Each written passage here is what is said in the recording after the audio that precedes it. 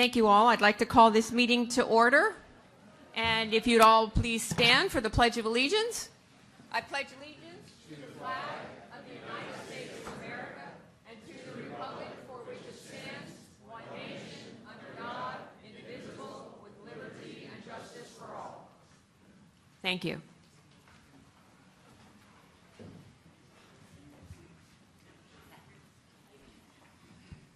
Patty, may I have you call the roll, please? Mayor Marino? Here. Vice Mayor Woods? Here. Councilmember Marciano? Councilmember Lane? Here. Councilmember Litt? Here. Thank you. Any additions, deletions, and modifications? No, ma'am. Thank you very much. And at this time, we have announcements and presentations, and I would like to invite up Kim Delaney with the Treasure Coast Regional Planning Council. Hi, Kim. Hi. Thanks for the invitation. Oh, you're welcome. And she is going to share with us a South Florida Transit Oriented Design Grant final report for station area planning. I got it.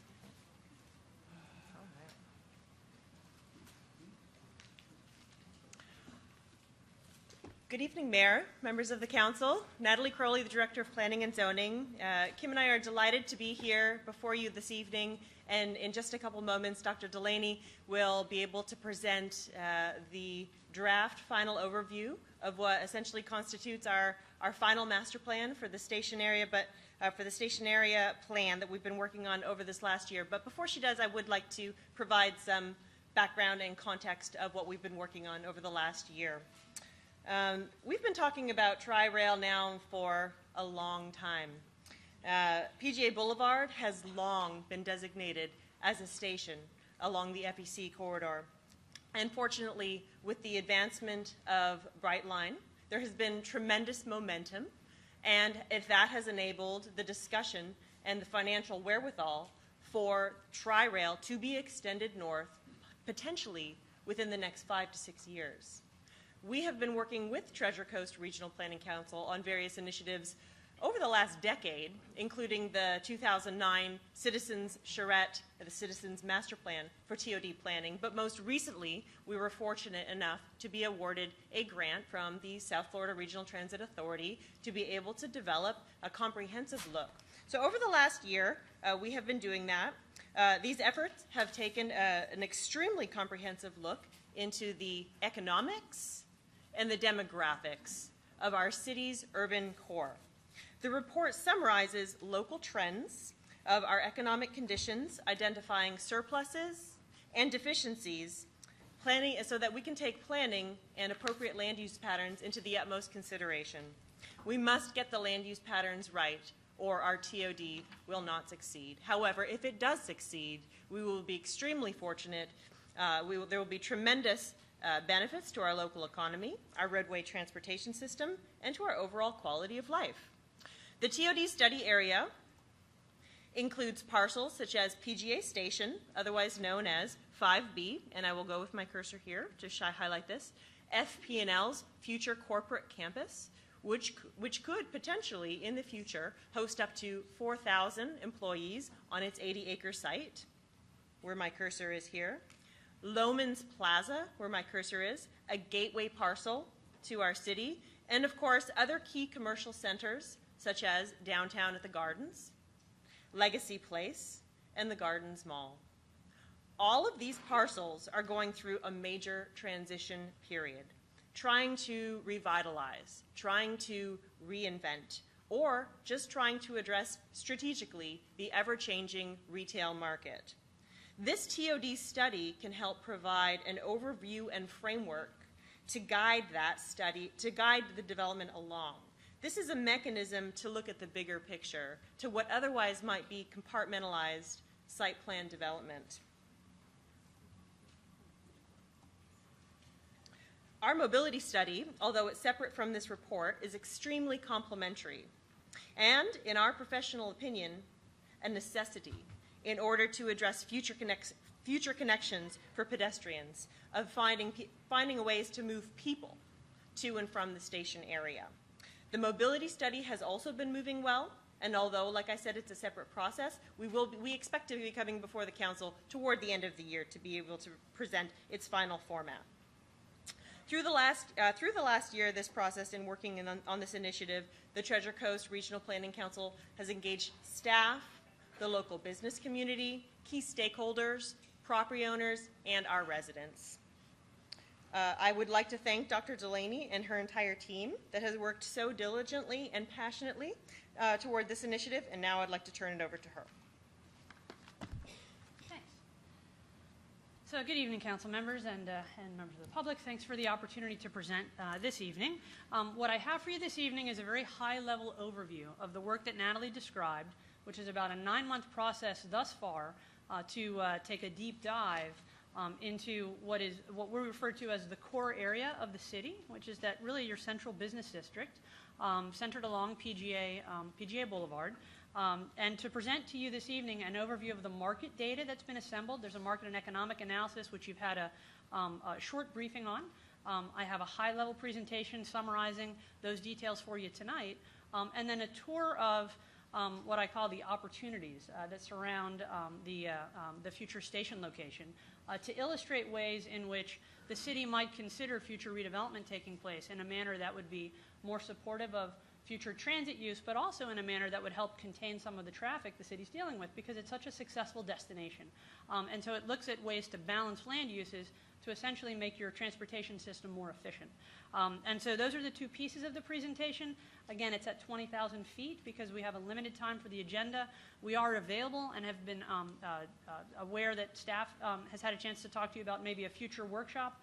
We're happy to come back with other members of the team. I'm the project manager, but I don't have all the level of detail that the team members do, so I'll do my very best.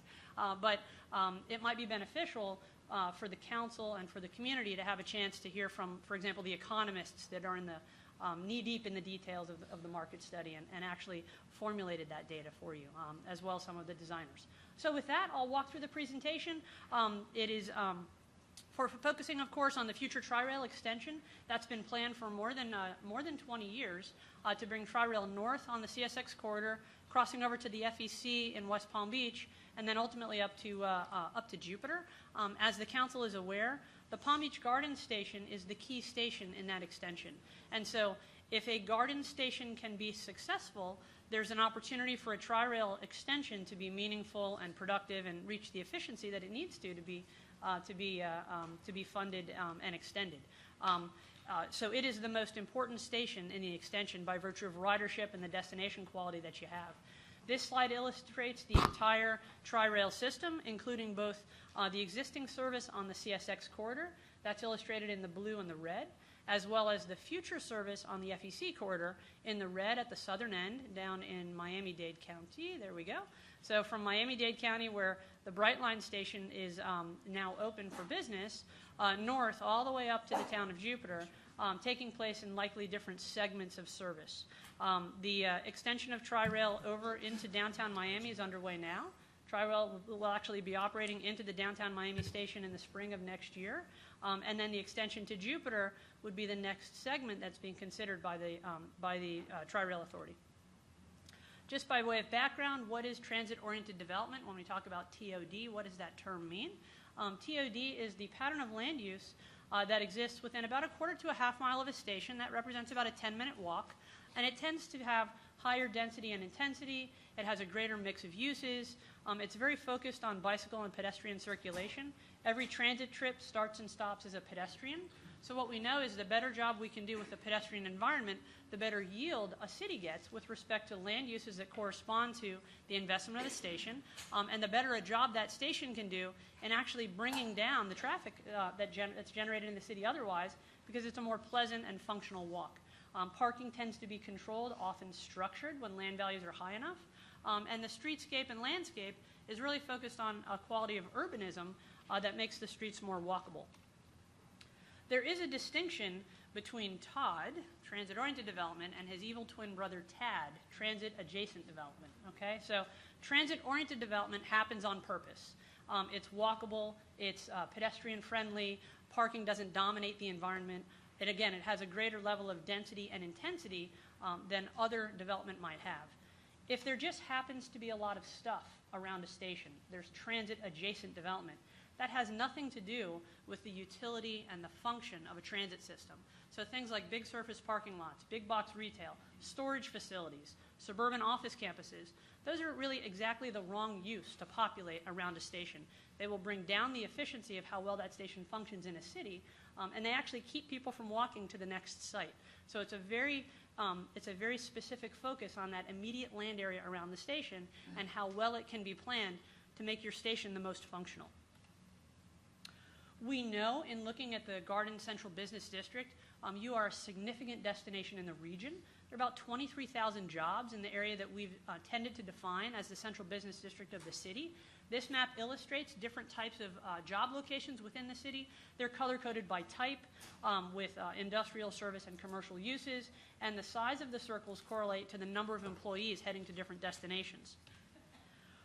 What we know also, though, in the district is that there's a pretty significant segregation of land use. So the red use is commercial use, retail, office, and some lighter industrial, and the yellow is residential.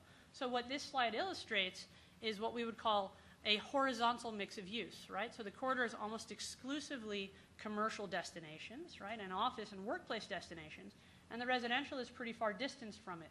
Without having that mix of use, we end up with more traffic on the roadway network. That's one of the things that we evaluated in this study to better understand how the city was functioning. So that's really just a bit of background. I have a series of slides for you that summarize, again, at a high level, the market and economic analysis that's been conducted. The folks that we used are a team that the council uses routinely. Tom Lavash from WTL and Associates and Tom Moriarty. They have international expertise in economic development and land use, and they work almost exclusively with municipalities and public agencies in doing this type of work. So from a broadest scale, the city's demographics, the city has almost 55,000 residents, an increase of almost 20,000 since the year 2000. They're distributed in about 27,000 households. The two largest increases in your age cohorts going forward are the older segments of the population. So as the city's population progresses going forward, what the state data indicates is that the growing segment of your population will be folks that are 65 to 74, and then folks that are 75 and older. What that indicates is a need to consider, for example, housing types that correspond to those users, as well as the transportation needs that change over time. The older segments of the population tend to want to drive less, and to be able to fully integrate the community into the destinations, for example, like the downtown, different transportation choices are needed that enable them to have the mobility that allows them to enjoy the city. The median age of the city is just over the age of 50, rising to about 52. The city is a bit older than Palm Beach County. Palm Beach County's median age is about 45. Average household incomes are very high. $110,000 per year is the average household income in the city of Palm Beach Gardens, and fully 35% of the population has incomes of $110,000 and more. The average household size of 2.12 corresponds to an older demographic, and the population forecasts indicate the city should see about 4,300 new residents and almost 2,000 households in about the next 4 to 5 years. With respect to employment, the city is a major employer both in Palm Beach County and the region. The city has almost 40,000 jobs and about 3,000 registered businesses through the city. What the map illustrates is the inflow of employees coming in the mornings versus the outflow of employees going to jobs in other places on a typical daily commute. So the city's inbound commuter population is almost 15,000 people versus an outbound population of about 2,300. That's why traffic becomes a concern over time as cities infill and mature, because that trend going forward means there will be a lot more folks coming in, and the need to move them around, ideally not in single occupant vehicles, will have everything to do with the ability of folks to come in to frequent and use the goods and services that are provided in the city and keep the city competitive. And that's one of the things to underscore with respect to the market data, is that the council's job in evaluating the data for the city is to try to find the indicators that highlight policy strategies to keep the city as competitive as possible. That's the goal, as competitive and economically sustainable as possible going forward. What we know is the city's job base is still recovering from the recession. We have about 2,500 fewer jobs in the city versus 2005. A big chunk of those jobs are from the relocation of Wackenhut to Jupiter, but there's still a net reduction in the total number of jobs. That gives us some direction to look at the office inventory in the city to understand what's happening with the inventory, and are there measures that can be taken to improve its competitiveness. What we know also from the data is the future employee base in the city is tending to get older. The city is not bringing in millennials in the job base, and we know millennials are the largest growing segment of the population going forward. And so as we consider strategies to recommend to the city, the strategies that make the city a more competitive destination for those employees will make the city more economically competitive going forward. It's the largest chunk of employees in the U.S. workforce population going forward. With respect to market potentials, these slides dive into various categories of market use in the city. The first is workplace office. What we know is the city has about 2.5 million feet of total office space, which is almost 10.5% of the total office space in Palm Beach County. So you have more than your fair share, almost twice the amount of your fair share versus population with respect to office space. That's a great indicator because you're a net employer.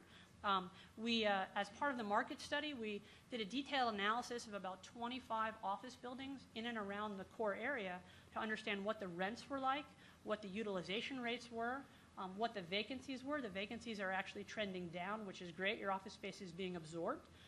The overall absorption that we're seeing in the city, almost 80,000 square feet per year. Only about 14,000 of that, though, being absorbed in and around the core area.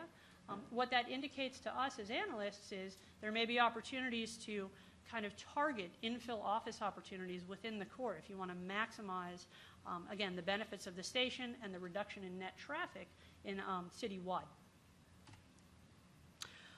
The city has a considerable amount of office space that's been entitled, as you're aware, just over 2.5 million square feet of office, and there's about 615,000 square feet of office that's already entitled within the core area. We know, and we would trust, that the pending FP&L development will have a positive impact in the core area and translate into more demand for office, more demand for hotel, and likely more demand for residential as well. We can't measure that because we don't have the data from FP&L yet to plug into the model, so we have to go with that as an assumption, but I think we would all tend to agree that's likely to have a beneficial effect in the core area. What we know, though, because there's so much office entitled, is that there may be some particular strategies necessary, again, to infill office in those locations. There's so much office that's been entitled, it will be hard for financing institutions to justify additional office because there's so much office on the books already. And so that's a strategy the city may want to consider going forward, and we'll come back to you with some strategies to consider when we come back with the final documentation. With respect to retail, what we know, of course, is Palm Beach Gardens is a very significant retail destination, not just within Palm Beach County. It's a regional retail destination with more than 3 million feet of retail just along the PGA corridor. Pardon me. You have a more affluent population than cities that surround you, and that population is spending about $650 million a year within the city retail establishments. In addition, you have a net inflow of another $450 million coming in from around you. That's a great thing for retail revenues. What that also does is highlight the precariousness of the retail mix going forward.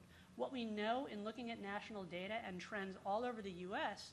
is that the retail format is changing. It's becoming much more mixed use. It's becoming an entertainment destination, and it's relying more heavily on food and beverage. The uses and the mix that you have today was approved 20 and 30 years ago, and so it was responding to a market that was in place at that point in time.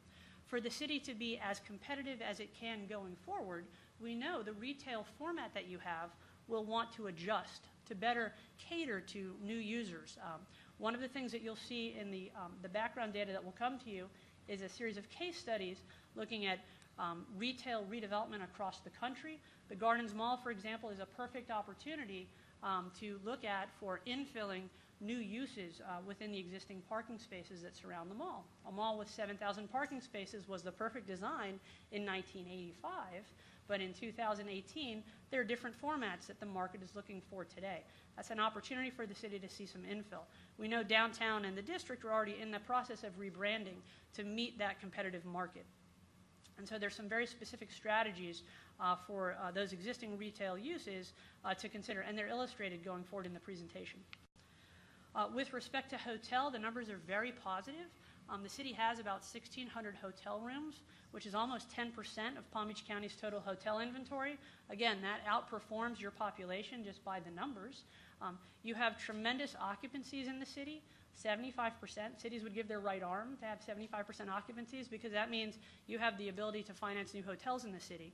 There are 2 underway now, and there's the market for at least 2 more, maybe 3, going forward in the next 5 years or so. There are some key sites that we've identified in the planning part of the presentation that you'll see. You have opportunity to take advantage of I-95 visibility. Most communities don't have available spaces near I-95 anymore. And so both that visibility as well as the proximity to the train station creates a really ripe opportunity to position that site for a hotel going forward. That will translate to very specific strategies if the city wants to undertake that to help encourage the market to build appropriate uses in those locations. With respect to housing, the city's average housing price points are significantly higher than Palm Beach County, almost a third higher, at about $430,000 per unit. Few seasonally owned units, only about 2,700 are seasonally owned. And your vacancy rates are fairly low, down to about 5%, which is considered a fully stabilized market in today's residential market conditions. So that's great news. The city's market is very healthy. Housing starts in the past 10 years have been about 2,200 units. So you've been averaging about 220 units per year. The TOD program, as it's designed, could allow the city to introduce perhaps 1,900 to 2,400 units over time. We would suggest that's a 20, 25, maybe a 30-year build-out. It's a very long-term build-out for the city to consider. With that, we know that we have a little lag time before a Tri-Rail station is going to arrive. So it creates a really tremendous opportunity for the city to focus the type of housing it might want to secure in those locations and start to build the market in advance of the train. That actually will work as a domino effect as additional sites come in for redevelopment. Pardon me. One of the considerations the economists have pointed out is there are a lot of entitlements the city already has on the books, of course. And so again, very specific strategies with respect to land use and zoning might be necessary to help the market deliver those uses, even though there's so much entitlement on the books already. It becomes a challenge for financing. Pardon me. Of course, most of the units the city has been approving over time are single-family detached. And there's a little chart on this slide that illustrates the annual housing starts, comparing the city to what we would suggest are some competitive municipalities through Palm Beach County. The city of Palm Beach Gardens has about 12% of all the new housing starts for single-family detached, but only 4% for any type of multifamily product. That could be townhouse, condo, flat, or apartment.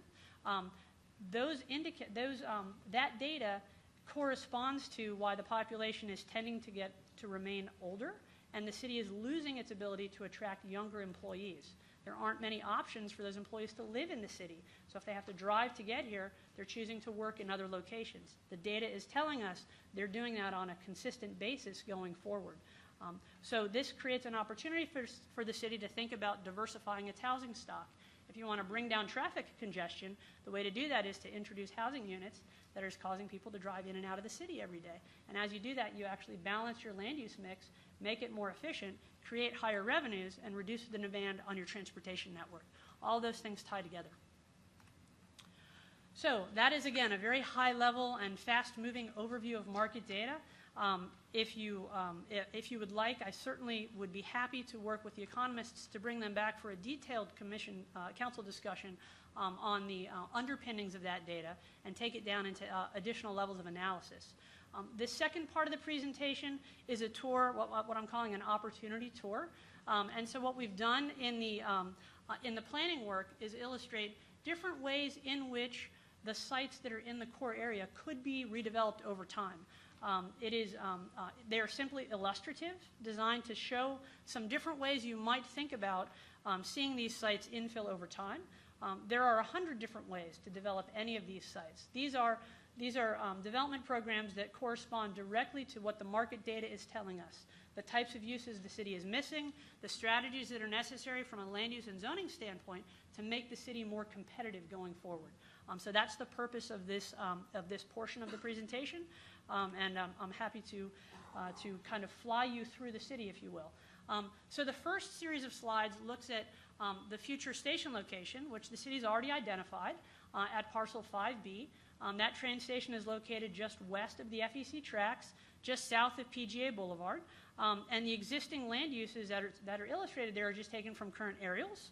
And so with future infill, what this program would suggest is the addition of hotel, for example. That's the hotel that's already permitted and under construction. Maybe new residential coming in, parked likely in a structured format. Additional small-scale office, mixed use, live-work units perhaps. Additional residential near the train stations, again, maximize the development potential that's offered by the investment a train station would represent for the city. And then ultimately long-term, filling in on the Lohman site with potentially hotel, additional residential, and office use. The building heights are identified as 4 to 6 stories. They're fairly modest for land that it will be climbing to these values. They can be arranged in any format, but this is one way to think about perhaps long-term infill in this portion of the city. What this concept introduces is new hotel uses, residential, as well as other uses the market may bring. Office and neighborhood serving retail. Of course, these are highly visible sites, and they would enhance the FP&L development that would be occurring immediately to the north, as well as other core uses in the district, making the other uses more competitive at the same time, infilling the location by the station that makes it the most walkable. The other thing to note is that development in this format can utilize internal roadway connections, and so because you have roadways that traverse PGA Boulevard, you can actually keep traffic off PGA and still infill with the uses, frankly, that you're missing as a city to make you more sustainable. Flying over to the Lohman site, looking to the west, again, a potential hotel development that could take advantage of that visibility from I-95. Very few locations left like this throughout Palm Beach County, especially in this part of the county that's so competitive, with additional perhaps infill residential occurring around that location. This program illustrates about 200 to 300 residential units, as well as a hotel that could be 200 to 400 rooms long term. To give you an idea of scale and massing, these uses could be internally parked. They don't disturb the existing retail and restaurant footprints that are located along our RCA, but they may change over time as uses around them redevelop and they become more valuable and take advantage of the proximity to a future train station. Again, introducing hotel, residential, and other uses. This is the largest potential hotel footprint you have in the city, and it's the most visible one. This illustration considers ancillary meeting space as well as restaurants, so it would be a full-service hotel that could host conferences as well, conferences and conventions. And again, that proximity to FP&L and the train station really emphasize the desirability of this location, particularly for a hotel. Flying over to the Gardens Mall, we spent a great deal of time trying to understand opportunities to improve access to the Gardens Mall. And so this slide already illustrates a few roundabouts located on the perimeter road around the mall. One of the challenges getting into the mall if you're a pedestrian is you have to often go through a hedge. We actually took pictures of a few folks walking through the hedge with a coffee and a shopping bag going from the mall home. And so that gives us an idea that there's demand for pedestrian transportation back and forth. And so if we can do things to facilitate access to the mall, reduces demand on the roadway network, and actually increases the competitiveness of the mall at the same time. So what this slide starts to do is indicate where there might be traffic circles or roundabouts that could be introduced to essentially break down the roadway network and make it safer. There's some pretty dangerous blind turns as you fly around the mall perimeter road sometimes. By adding those roundabouts and starting to calm traffic, it makes pedestrian access much more intuitive. What we know in talking to folks is that there are people who drive from the office buildings located on the south side of the mall to go to lunch, and then they drive back again because it's so unpleasant to walk through the parking lot, and there's no defined space for pedestrians. So, as a planning consideration for the city, as we infill those connections, we actually increase the competitiveness of those destinations, and they better complement one another. Considering an infill opportunity at the mall, for example, this is the Sears parking lot. We know, of course, the Gardens Mall has about 7,000 parking spaces, and yes, you can even find room the day after Thanksgiving and the day before Christmas. So we know parking utilization has been trending down. It will continue to trend down over time with other modes like Uber and Lyft that are bringing people in and out. They don't have to park for the day. If employees can take transit, they don't have to park either. So all that empty parking space is opportunity. Again, this is a tour of opportunities. One way to consider infilling, for example, a mall parking lot is to introduce something like a traffic circle to calm down the perimeter road, make it a little easier to get in and out, give pedestrians a place to be so that it's a much safer way to cross that roadway. And then over time, and these examples are really taking cues from other redevelopment efforts we've seen across the country, starting to add, for example, townhouse uses along the edge, perhaps small food and beverage. No reason you can't come over here to get a Starbucks if you're already working in these offices. So maybe food and beverage on the corners. And then things like art cinemas, which is something that we're starting to see in other mall infill redevelopment projects across the country that have demographics like the city of Palm Beach Gardens.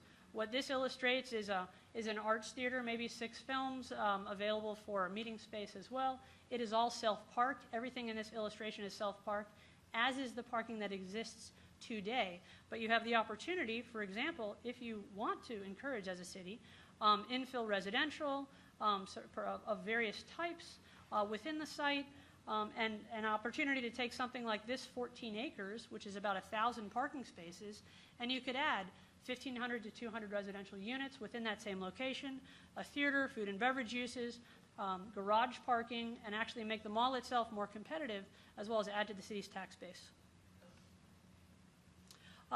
Another example of creating better access to the mall, at the end of Nordstrom's is Kyoto Gardens Drive. And so if you were to extend Kyoto Gardens Drive to the entry to the mall, there's an opportunity to infill additional residential. This image illustrates 50 to 125 residential units, for example. It's a fairly small impact, but what the use of those buildings does is actually define the street and give you a place to be. If you were walking from, for example, the district or downtown at the Gardens or the hotel and trying to get to the entrance of the mall, you don't have to go through a hedge. Instead, you have a sidewalk and a building to help frame the street for you. Looking further to the east, and just in the interest of time, for Kyoto Gardens Drive, as you look to the west, the district already is working on an infill redevelopment program, which is actually illustrated in this slide. The new Gosman Towers illustrated along A1A, as you can see, tower number 1 under construction, tower number 2 in some stage of financing and development. And then you have the opportunity for additional infill uses that are, again, all self-parked, but to add the missing residential that the city is actually suffering from in its traffic numbers. Again, this slide illustrates residential as well as hotel. The district, of course, is considering a hotel as part of its development program, so it's illustrated as part of this concept. So Legacy Place, really quite low-hanging fruit when it comes to a residential infill opportunity, perhaps. This is the existing Legacy Place site plan, and by introducing internal roadway connections, there's the opportunity to add additional residential with perhaps live-work units as well as a little bit of retail if needed in a different format. This plan illustrates the addition of about 150 to 200 residential units in total and actually creates a net increase in parking of 25 spaces, as well as the parking needed to support additional infill residential. So a view of what Legacy Place could look like. There's a before, there's an after, and then there's a train station in the foreground. So a quick tour of the plan for the council's consideration. Again, there are 100 different ways to illustrate any of these sites, infilling over time. The kinds of land use suggestions that are represented in these images are corresponding to the deficits the city has, and ways that we would suggest the city could be more competitive going forward as future redevelopment opportunities present themselves. In terms of schedule, we are continuing to respond to requests for presentations. In fact, next week we'll be presenting to a group of business owners, pardon me, organized by the PGA Corridor Association. And so we're available to make those presentations as requested. And then at the council's preference, we're happy to come back in, for example, the month of July or August with a much more detailed presentation and in a workshop format if that's beneficial. So with that, happy to answer questions if you have them. Well, I think you just like scared everybody. And do we have questions, or do we want to hold off, or quick questions? One quick, easy question. Sure. The train station on the FEC corridor, how is that going to happen with the increased number of commuter trains and freight trains that corridor is going to see? Are they going to double track it, or are they all on one rail? Yeah, so Brightline is going to be double tracking the corridor from 15th Street in West Palm Beach, where the double tracking currently ends, all the way up to 528, State Road 528 in Cocoa. Pardon me, that is their phase 2 improvement that will, that'll ultimately take the train into Orlando. And so FEC, of course, owns the corridor. They've completed the permitting necessary to double track it, and they're working out their financing. So there's lots of speculation as to how the project might be financed.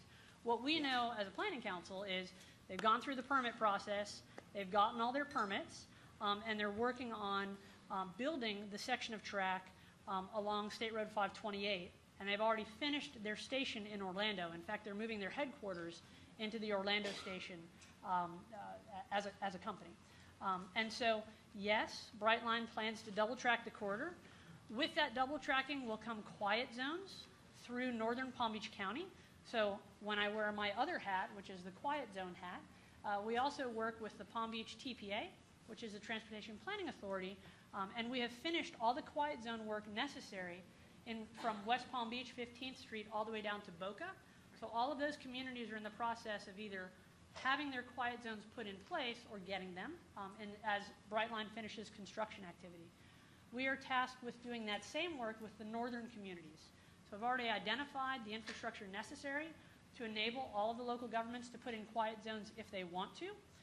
The Palm Beach TPA has already set aside the funding necessary to supplement whatever work Brightline is going to construct. So Brightline needs to construct a series of improvements, and then the additional improvements necessary to go from safe grade crossings to quiet safe grade crossings is already identified by the Palm Beach TPA. So those are the pieces going forward, if you will, with respect to what happens with the corridor. Brightline estimates it's a 30-month construction process in total to go from 15th Street all the way into Orlando, and they're beginning. They have their design drawings done, and again they're working on their financing. When they get their financing secured is a question mark. We don't have that data, but from a regulatory standpoint and from a communication standpoint, we understand where they are. With that second track comes a giant amount of capacity for rail service. And what we know in working with the train folks is that unlike roadways, when you double a roadway, you don't get double the capacity. But when you double a rail corridor, you get more than double capacity because the tracks are each moving in, you can move trains in either direction on either track. With that, Brightline will create a substantial amount of additional capacity for other users. And Tri-Rail has always identified themselves, as has Brightline, as the other user. Once they put those tracks in the ground, they will have a financial incentive to find users for that extra capacity, because now they'll have funded additional capacity and want other users to purchase that capacity. So one of those users is likely to be Tri-Rail, running trains up to Jupiter as the northern station. As Natalie mentioned, it's about a 5 to 6 year forecast for that service to be operational. Thank you. Do I have any other questions? Because Kim could talk for hours. We don't have hours. Yeah. And I know that there is a lot of information that she gave to us tonight. I think we all got a little scared when we saw the 3,000 additional units. Was it 3,000 additional units? 1900 1900 to 24. To 24. Over Okay, over 30 30 years. years. Okay. over 30 years.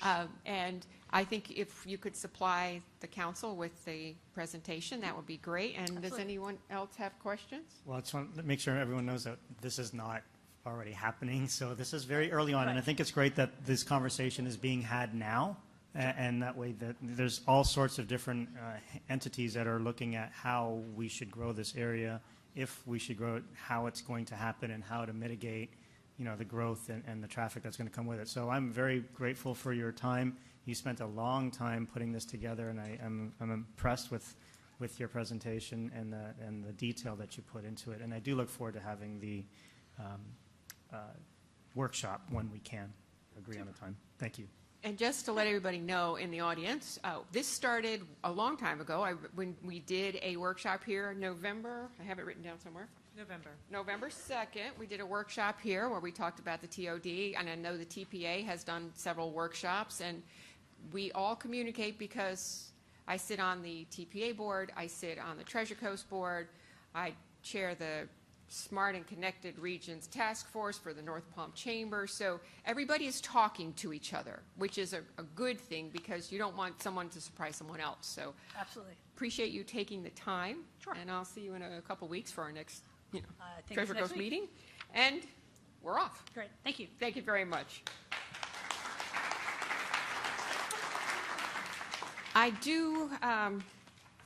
I know that our next item would be items of resident interest and board and committee reports, but if it pleases the council and Annie, I would actually like to pull an item from the consent agenda. Max, tell me how we do this appropriately. Pull an item from the consent agenda? Yes, before you approve consent agenda, you can pull any item from consent. Okay, so may I move consent agenda up then? Yes, you can make a motion, you can accept the motion to rearrange the agenda to have consent agenda go now. Okay. Do I have a motion? I will make a motion to move the consent agenda up. I'll second it. Thank you very much. And so Call the question. may I have a vote to move the consent agenda up? Yes. Aye. Thank you. Now, can I pull an item from the consent agenda before we vote on it? Yes, ma'am. Okay, so may I please pull the proclamation for Colonel Howard Scrappy Johnson? And I'm going to pull item F as well. Okay, so we're going to pull two items. So can we, And Jay, so you need a motion to approve the consent agenda as amended. okay, may I have a motion to approve the consent agenda as amended? I'll make a motion to approve the consent agenda as I'll amended. second. Thank you very much. All in favor? Aye. Okay. Annie? Hi. So on our agenda, we have a proclamation, and I know that Annie was very instrumental in getting this done, former council member. Thank you for being here today. And you're going to save me the time of reading the proclamation because I invite you to read it. In front of the microphone, please. Okay. Good evening, everyone. Mayor, council members, it's great to see you all as always. Anna Marie Delgado for the record, Palm Beach Gardens, and I am so honored and thrilled to be able to have this opportunity to read this proclamation for a gentleman that you will all soon hear a wonderful story about, but that is a personal dear friend and means the world to me, and you'll soon find out. So, with that, I start in reading this proclamation for Colonel Howard Scrappy Johnson. Whereas, Howard Scrappy Johnson was born on February 2nd, 1920 in Knoxville, Tennessee. On August 7th in 1942, at the age of 22, he enlisted in the Aviation Cadet Program of the U.S. Army Air Forces, was commissioned as second lieutenant, and awarded his pilot wings on March 20th, 1943. He served as a fighter, flight instructor and gunnery target pilot at Laredo Army Airfield, Texas, for the remainder of World War II. And whereas Howard Johnson has been promoted to captain and deployed to South Korea at the beginning of the Korean War, and Captain Johnson served as an F-51 Mustang pilot in Korea from July 1950 to June 1951, where he flew 87 combat missions. And whereas Captain Johnson served at Toulouse, Greenland, and Goose Bay Air Force Base, Labrador, Canada, from August 1952, and was the first pilot to fly a jet fighter over the North Pole and was promoted to major. Whereas in August 1953, Major Johnson served as the F-19 Starfire pilot with the 84th Fighter Interceptor Squadron at Hamilton Air Force Base in California from March 1954 to February 1955, whereas Howard served as the E-86 Sabre and F-104 Starfighter pilot with the 83rd Fighter Interceptor Squadron at Hamilton Air Force Base from 1955 to 1958.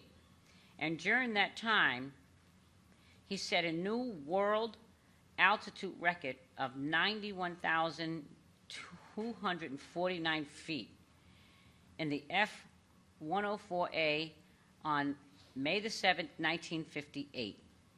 He was presented with the Robert Collier Trophy for aeronautical achievement by the Vice President Richard Nixon.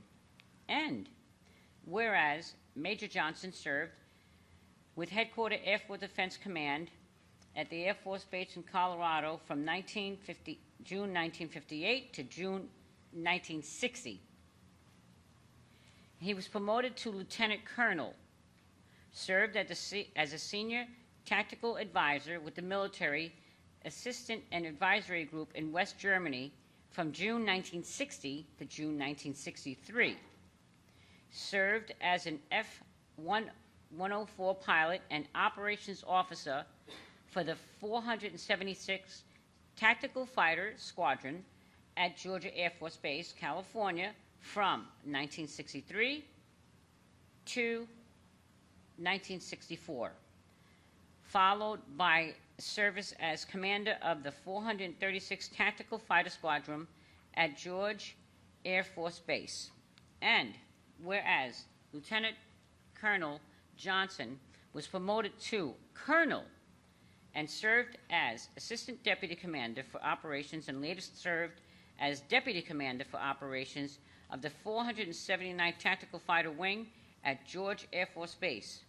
And whereas Colonel Johnson, deployed to Southeast Asia, served as an F-105 Thunder Chief pilot and Director of Operations for the 388th Tactical Fight Wing at Korat Royal Thai Air Force Base in Thailand from September of 1966 to August of 1967, in which he flew 117 combat missions over North Vietnam and Laos.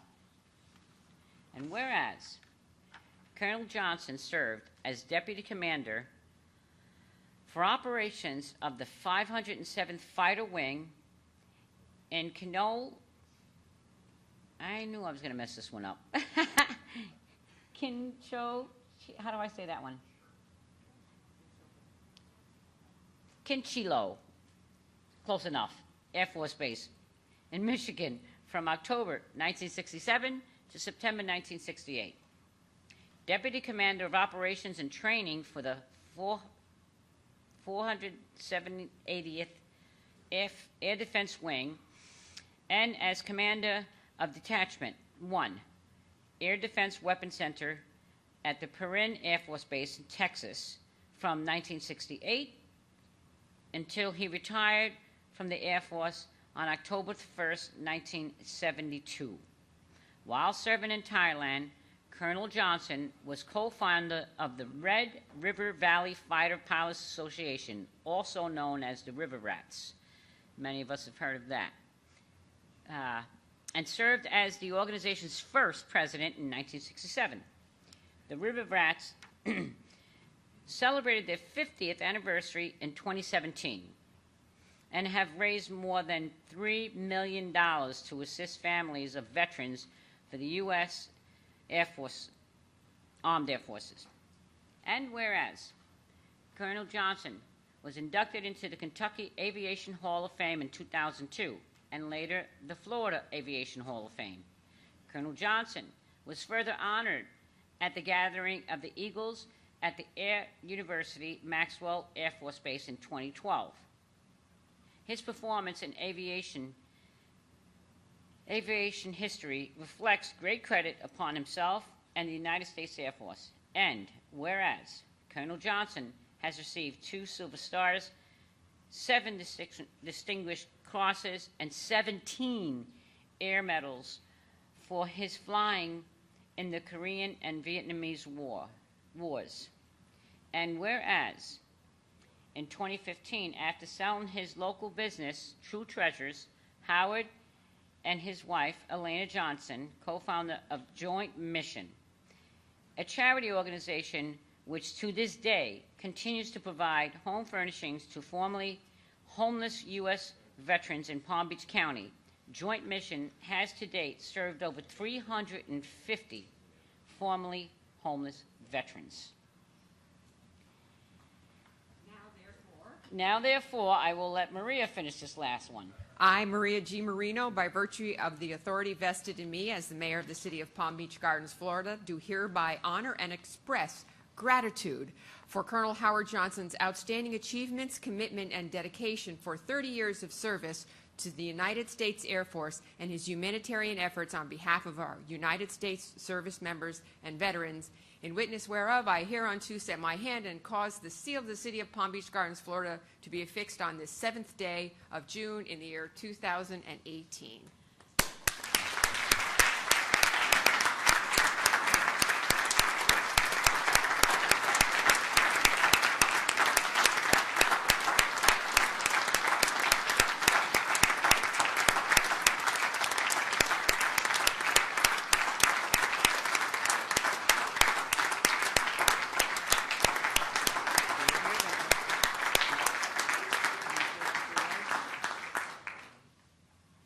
I would like to take this opportunity.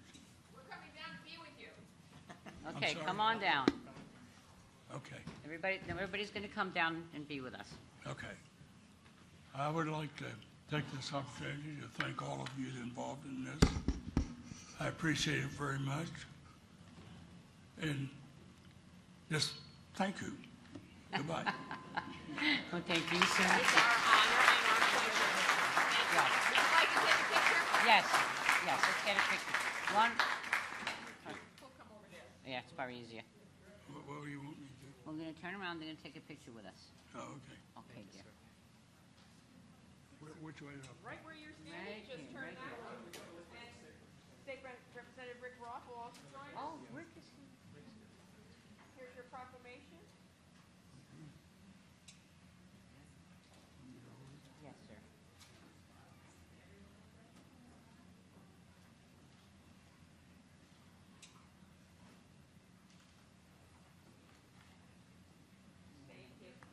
Thank you. Thank you for your service. Unbelievable. You absolutely, it is yours to And I just want to let you all know, Scrappy, as when you're reading this stuff, it kind of gets a little mumble jumble and going on. But he is the World War II 98-year-old World War II veteran that broke the altitude barrier. That's what that language meant in there, and it's just amazing. I had the opportunity. Yes. I recently had the opportunity to have nine of World War II veterans like this. And Scrappy recently said to me, when I spoke of Jaeger, which broke the sound barrier, right? He said, "Oh yeah, that kid, that kid's 94." I know you took a lot of time, but can you tell us why they call him Scrappy? He could tell you. Real quick. When I was 13 years old, I lived in Northern Kentucky. My family took me to a Baptist church, and they made sit and listen. I had a Sunday school teacher named Mr. Stiglitz. He had 7 boys, I think, in his class. And he took us to a small river outside of Louisville for a picnic one day. This one kid kept pecking on me and picking on me, and he was bigger than me. But I lit into him and did pretty well. And Mr. Stiglitz called me Scrappy ever since. Ah, boy. Well, thank you for being here tonight, and we appreciate all you've done. And the beauty of it, Scrappy is a resident right here in Palm Beach Gardens. Beautiful. Thank you. Thank you all so very much.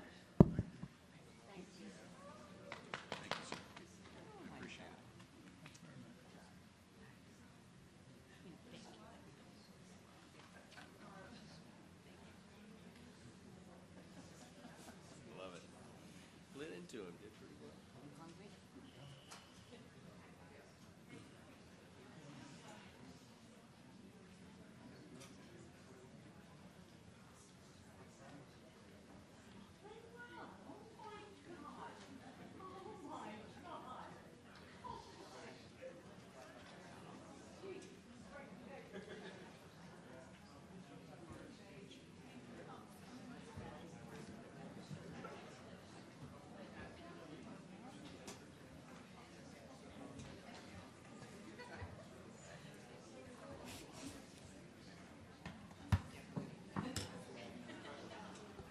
Thank you very much, all. Okay, so where were we on the agenda? So we're back to the consent agenda. And we pulled item F. So, everyone here? Hi, Patty, would you read the title, please? Ma'am, there is no title. This is a purchase award, but Councilmember Lane has pulled it. Do we have a staff presentation? Thank you.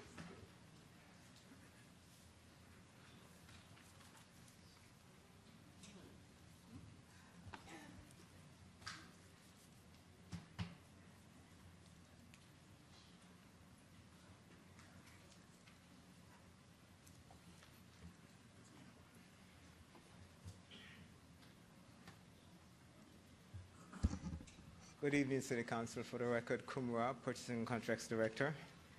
This is an agreement for purchasing card services.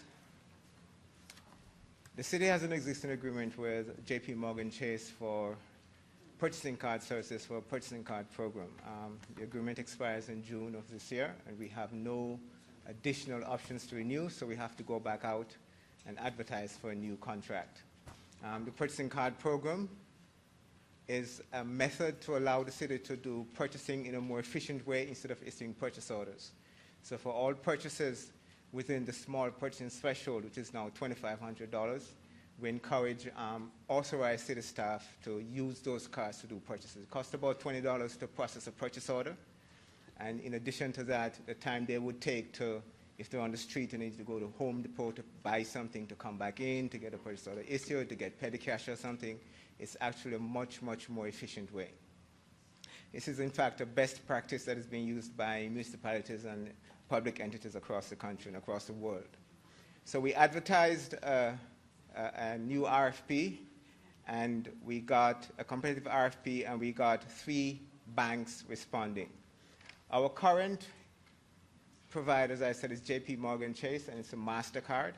And they also responded in addition to TD Bank and PNC Financial Services Group. We started this procurement project in January of this year. We got 3 proposals, as I just said. We had a selection committee meeting on the 21st of February, and then a second meeting on April 4th. We posted the award recommendation on the 5th of April. The selection committee members, who are required to do individual reviews, individual independent reviews under the cone of silence, and then they met, discussed, and scored in a public meeting and ranked each proposal. They were assisted by the city's financial consultants, PFM Financial Services, who helped us with deciphering how the the pricing was proposed. The committee scored and ranked the proposal submitted by JP Morgan Chase, our incumbent vendor, as the best for the city.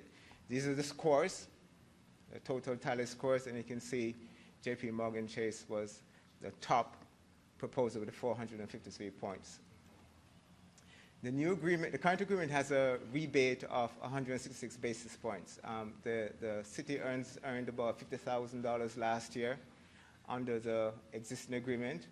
We spend about $5 million or so each year for this to buy stuff. And the new agreement has a higher rebate rate of 175 basis points, and so it's therefore the potential for higher earnings. You probably know about JP Morgan Chase. They've been the city's banker since 2012. We have had no major vendor performance issues. Their customer service is excellent. The smart data portal that we use to manage the program is very, very user-friendly. It's not perfect, but it's very good. JP Morgan Chase is the largest bank in the United States and one of the world's most valuable banks. And we're recommending that Council approve a new 5-year agreement. Is there any questions? Thank you very much, Kumra. And I'm sure Matthew has questions. That's why he pulled it from consent. Okay. Kumra, I'm going to ask the 4 questions that I usually ask, and we go through this, so you're familiar with all 4. First, you talked about what vendors you considered, so we've already covered that one. The second question is, and I'm going to give all 4 to you, and you can answer them. What factors led the committee to choose this vendor over the other vendors? Third, let me just give you all 4, and then you can answer them. Third, was this the lowest bidder, or are we getting the most value for our money of all the possible vendors? And fourth, if this isn't either the lowest bidder or the vendor who's giving us the most value for our money, why did you choose this vendor?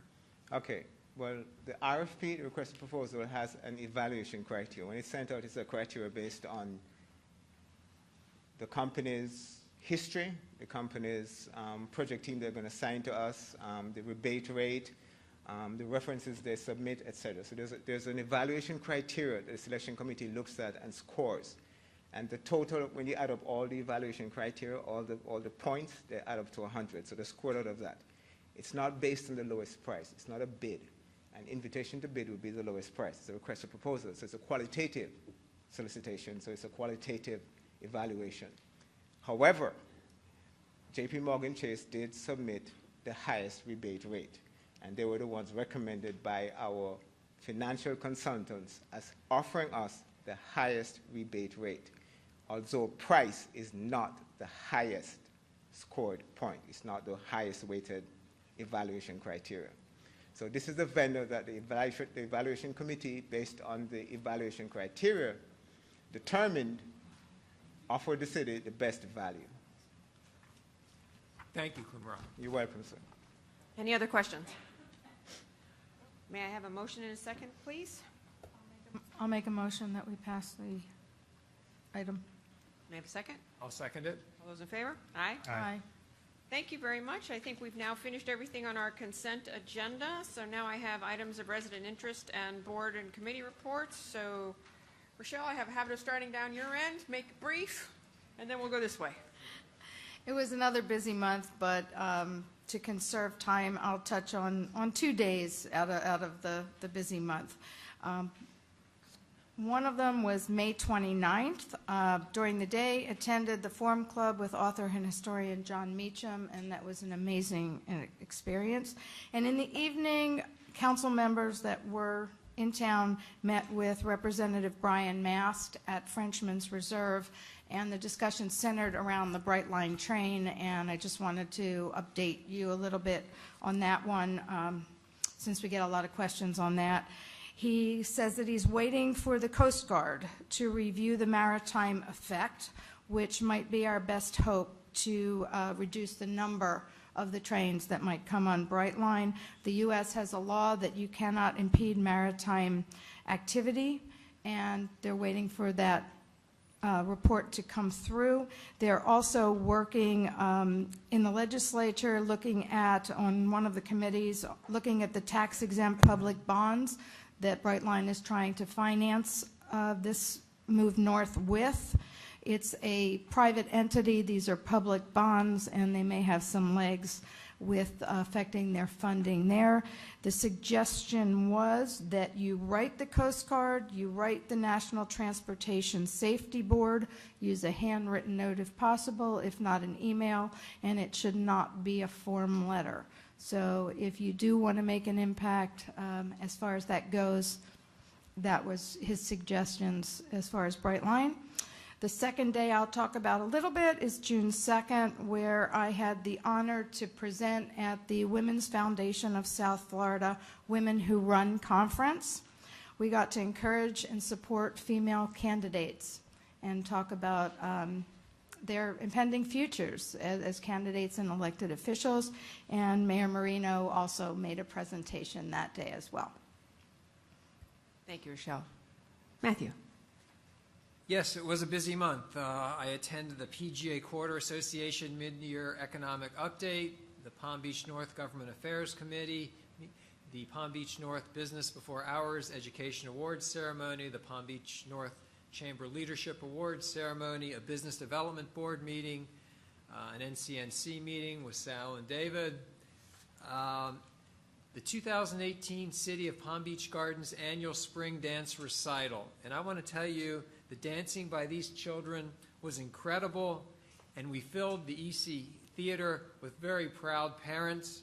And I want to acknowledge the great work of Amy Stepper, who's responsible for this program, and Daniel Prito, who oversees this program as our Deputy Leisure Services Administrator. I also attended our Palm Beach Gardens Memorial Day ceremony, which was really beautiful. Maria's speech was touching. The young singers of the Palm Beaches were exceptional. I don't think I've ever heard a more beautiful rendition of the Star-Spangled Banner. Our honor guards were very impressive, and the way in which the council placed our wreaths at this ceremony would make Patty cry. Additionally, during the course of the month, I handled a number of constituent service issues. I want to mention two of them and acknowledge the staff who immediately resolved these issues for our residents. First, there was a traffic issue that involved the Franklin Academy in Mirabella. Janice Massey worked with Todd Engel to resolve this issue within 2 hours. Second, there was a multi-pronged enforcement issue, and I want to thank our city manager, Ron Ferris, Ismael Vasquez, Crystal Gibson, for immediately jumping on this matter within 24 hours, which demonstrates that in the gardens, we take constituent service very seriously, and we respond to all of our residents' concerns in a prompt and efficient manner. And with that, I'll end my report. Thank you. Mark. Busy month. PGA Corridor Breakfast, the North Palm Beach Mothers Demand Action event at the JCC, and recognize our Vice Mayor Carl Woods for having a very nice speech at that event. Economic Forum, League of Cities install, and Maria as our large city representative. Congratulations and thank you for doing that again. Palm Beach North Economic Development Committee, which discusses the Department of Economic Opportunity and Community Planning grants, which is tied in a little bit to the traffic and the future growth. Memorial Day celebration was wonderful. Congress and Mass was very educational when it came to Brightline. Earth Fair grand opening. It was kind of a neat store. If you haven't been in, please go. The Gardens Cup, even though I beat the mayor on the closest to the pin, I did not sink the birdie putt, and she did, so you drive for show and you putt for dough. If anyone has driven along Alternate A1A, it's wonderful to see the changes and the improvements that was made. Just a shout out to our staff. Also, there was some discussion about the PGA traffic.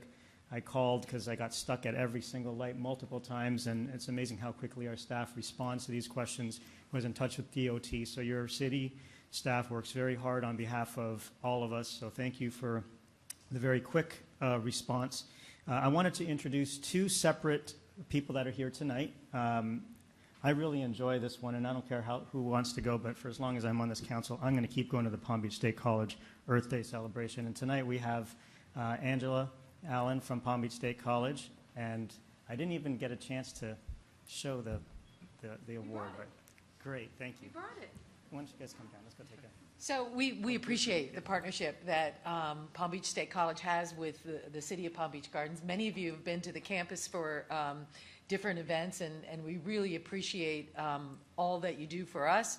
And so I've even got students coming to council meetings without like even telling me. They'll come back and they go, oh, you know, I went.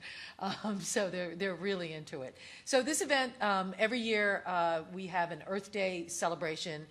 This past April 19th, we had a wonderful festival. It really is a festival. And we appreciate Vice Mayor Mark Marciano coming over, saying a few words and telling us how green the City of Palm Beach Gardens is.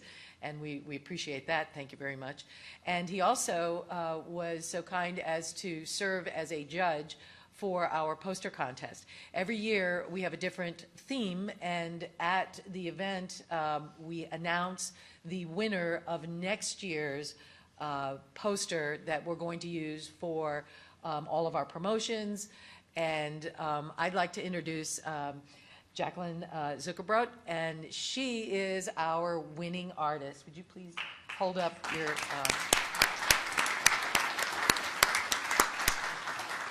So as you can see, next year's theme is solar, and it says, listen to your Mother Earth, go solar. So we'll be using that not only for the flyers, but we've designed a T-shirt. We took the color off of it. Go ahead. You want to hold for a picture, or how do you want to do this? Come over. Yeah. So you really have to look at the detail, and it's amazing. Right. We all looked at it and said, "Wow, that has to be the winning picture," because it was so well done. So congratulations. Okay. We're over there, Ken. So we're going to make a T-shirt out of this. So we're taking all the color off of it, and we're going to let our students color it in next year. So it's going to be a lot of fun. We'll have to show you pictures.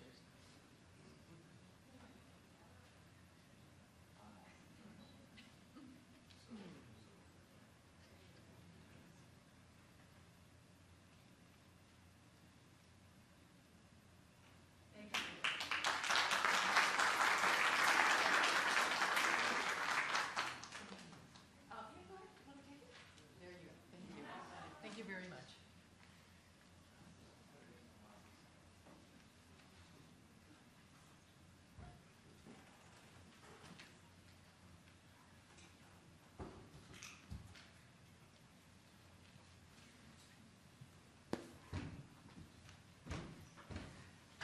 I'm not quite done yet. I have one more fun event. I'm an alumni of Nova Southeastern University College of Optometry. That campus was down in North Miami Beach and in Davie, Florida. Every day I drive down the street and I see the beautiful building here on PGA and Military Trail, and I wonder why I never go in there. So I was able to reach out to Armin Gregorian, and he took me on a nice tour of the campus.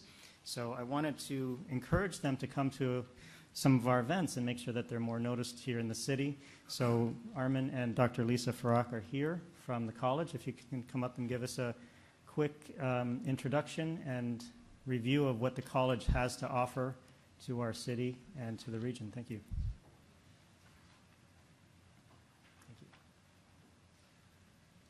Thank you. So I'm the program director for the respiratory therapy programs located here at the Palm Beach Gardens campus. One of the programs that we offer is an entry-level program, so we train people to become respiratory therapists. So students will come in with 40 prerequisite credits, and within 2 years they'll graduate with a Bachelor of Science in Respiratory Therapy. We have a state-of-the-art facility that we provide. We've got simulation mannequins, 4 simulation suites, a 10-bed high-fidelity ICU, intensive care unit, 65 iMac computer lab, and we provide the students over 1,200 clinic hours during their time in the program. We also do community service events here in Palm Beach, so we try to raise money for the Cystic Fibrosis Foundation, the American Lung Association, and also I have our students go and we talk to local high schools about lung health, smoking, and things like that. Also at the Palm Beach Gardens campus, we have a pharmacy program. We have a nurse practitioner program. We have a master's and doctorate in education program, as well as speech and language pathology, which are all located at the Palm Beach Gardens campus. Many people aren't aware that the Palm Beach Gardens campus exists, so this is one of the reasons why we try to get out and let everyone know that we're out there. And we also are trying to get involved in the community and requiring our students to do community service hours. Thank you very much. Thank you. Anything else?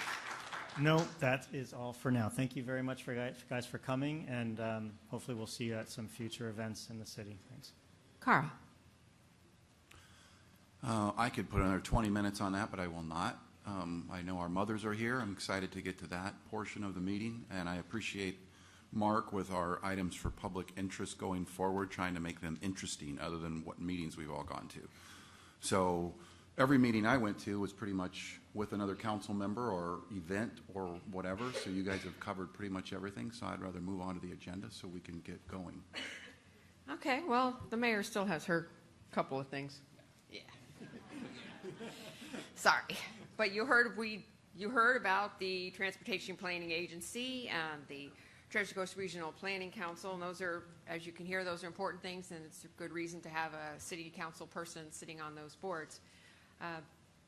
BDB had a golf tournament, and Mark alluded to the Meet the Mayor at the Gardens Cup. I was Beat the Mayor at the BDB golf tournament, which is a great way to meet the local business leaders in our community, and they all came to Palm Beach Gardens to play, so I was happy to do it. We had our Riverside VPK, and if you want to see the most adorable children on the planet, you need to come to this next year. It was very fun, and they counted in 5 different languages, up to 10, I believe. So it was very cute kids. I was happy to go to Pratt & Whitney, where Governor Scott talked about Pratt & Whitney's new jobs, 250 new jobs, $110 million economic impact to the county. So that was very exciting. All of the other normal things. And Earth Fair was a very interesting ribbon cutting, because in the midst of our ribbon cutting, we had a gentleman. No, this is important to talk about. We had a gentleman literally pass out during the ribbon cutting. And one of our policemen were there, just talked into his walkie-talkie, and Rochelle said, wow, that took a lot of time. And then I counted it back with her. And I said, for the call, for the fire rescue to come and the ambulance to come, for the man to get on the gurney and triaged and then back in the ambulance and gone, was about 10 minutes. So our city really does set the standard in services, and this is why we live in the Gardens. This is why we love the Gardens. It's very important to all of you, is our services, our police and our fire, and they go above and beyond. So I just want to give a shout out to our police and fire rescue for that day, because you really showed why we love the Gardens. And continuing on that note, for those of you that missed it, we had a full house at our stroke seminar that was right here in our EOC, and they do it annually. May is Stroke Month, Stroke Awareness Month, and they do a phenomenal job and had some outside speakers, and thank you again for doing that. And we were a full house that day. As Rochelle said, the Women's Foundation, I was the presenter of Getting Ready to Run, so it was nice to have different local women speak with this group of women that are thinking of running. And it wasn't really about running, not even running for political office, but just being a leader in whatever it is you choose to do. So with that, I think I've covered, there's more, but we'll just go on to comments from the public for items not on the agenda. Please submit request forms to the city clerk. If you haven't already, you're too late. Yep, I got it. Okay, I have Gabe Ermine, Matthew Camula, Bob Gilbert, and Patricia Piloto. Did I pronounce that right? Okay, those are the first couple of my cards. So if you would like to come up and you have 3 minutes, please state your name and address for the record. And Gabe, you're first. I like that name, by the way. That's my father's name. Oh, so. Wonderful. Gabriel? Gabriel, Very yes. nice. Gabe Ehrman, 8933 Sydney Harbor Circle in Delray Beach. Madam Mayor, Mr. Vice Mayor, council members, residents of Palm Beach Gardens, my name is Gabe Ehrman, and I am a judicial candidate for judge here in Palm Beach County. While you heard that my address is Delray Beach, Palm Beach Gardens has a very special place in my heart. I moved here in 1985. I went to Eisenhower Elementary, Watkins Middle, Dwyer High School. I was the first class, I graduated in 1995. I was the first class when I was a freshman to go all 4 years to Dwyer High School. I've been in public service virtually my entire career. I was a judicial intern, I was a prosecutor, and for over a decade now, about 12 years, I've been at the Public Defender's Office. I'm in court every day. I've done over 100 jury trials, and I meet the requirements set out by the Florida Supreme Court to handle death penalty trials, and I do death penalty litigation. And the reason I say this to you and to the residents is it's important that they know who they elect for judges. Because if a judge gets it wrong, the litigants are going to pay for that appeal, or the taxpayers if it's a criminal case. We want our judges to know what's going on in the courtroom.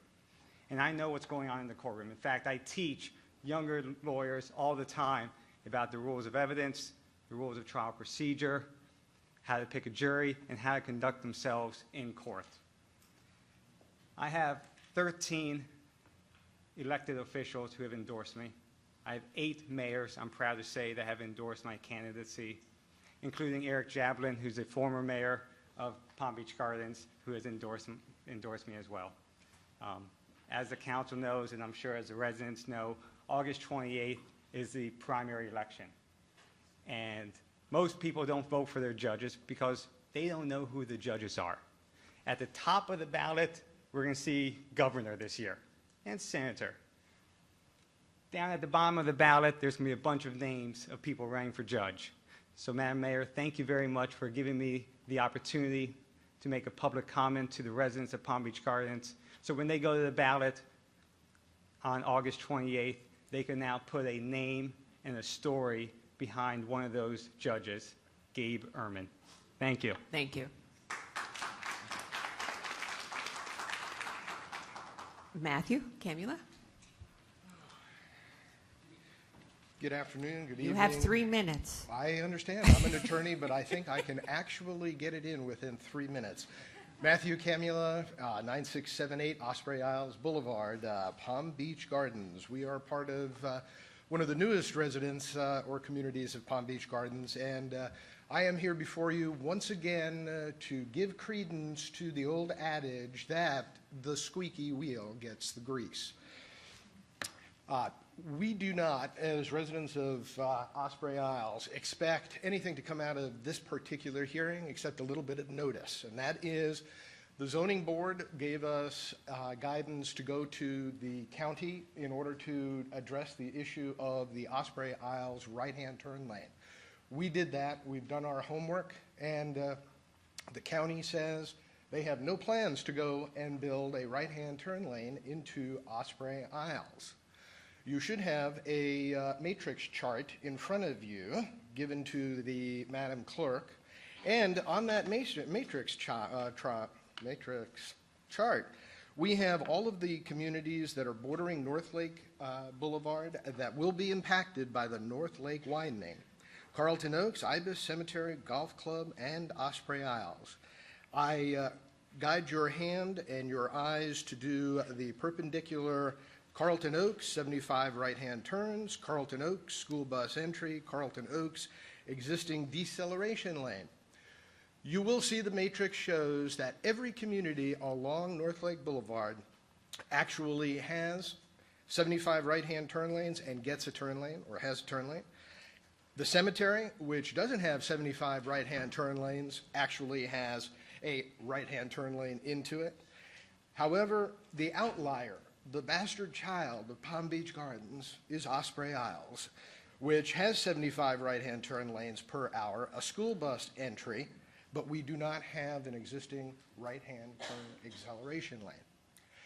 I was nice enough to contact Commissioner Valechet, and we are in direct communication with him to set up a meeting with county engineering, county traffic, and with the serving at the pleasure of Kim Sicklin, we will make sure that happens. I have also been in touch with Rim Bishop from Seacoast to address the Seacoast utility issues, easement issues, and also FP&L. We have a meeting scheduled in early July for FP&L to tell us how they're going to, if they can, move those 2 concrete poles or 1 wooden pole. A lot of balls are up in the air. It's very dynamic. I am here before you once again to give you notice that Osprey Isles, as the newest member of Palm Beach Gardens, is not going to go away, and any help we can enlist from you, we certainly would request it and appreciate it. Thank you very much. One second to spare. Thank you. Okay. Bob Gilbert. I can send this You up have to 3 minutes. Okay. Not a problem. What's that?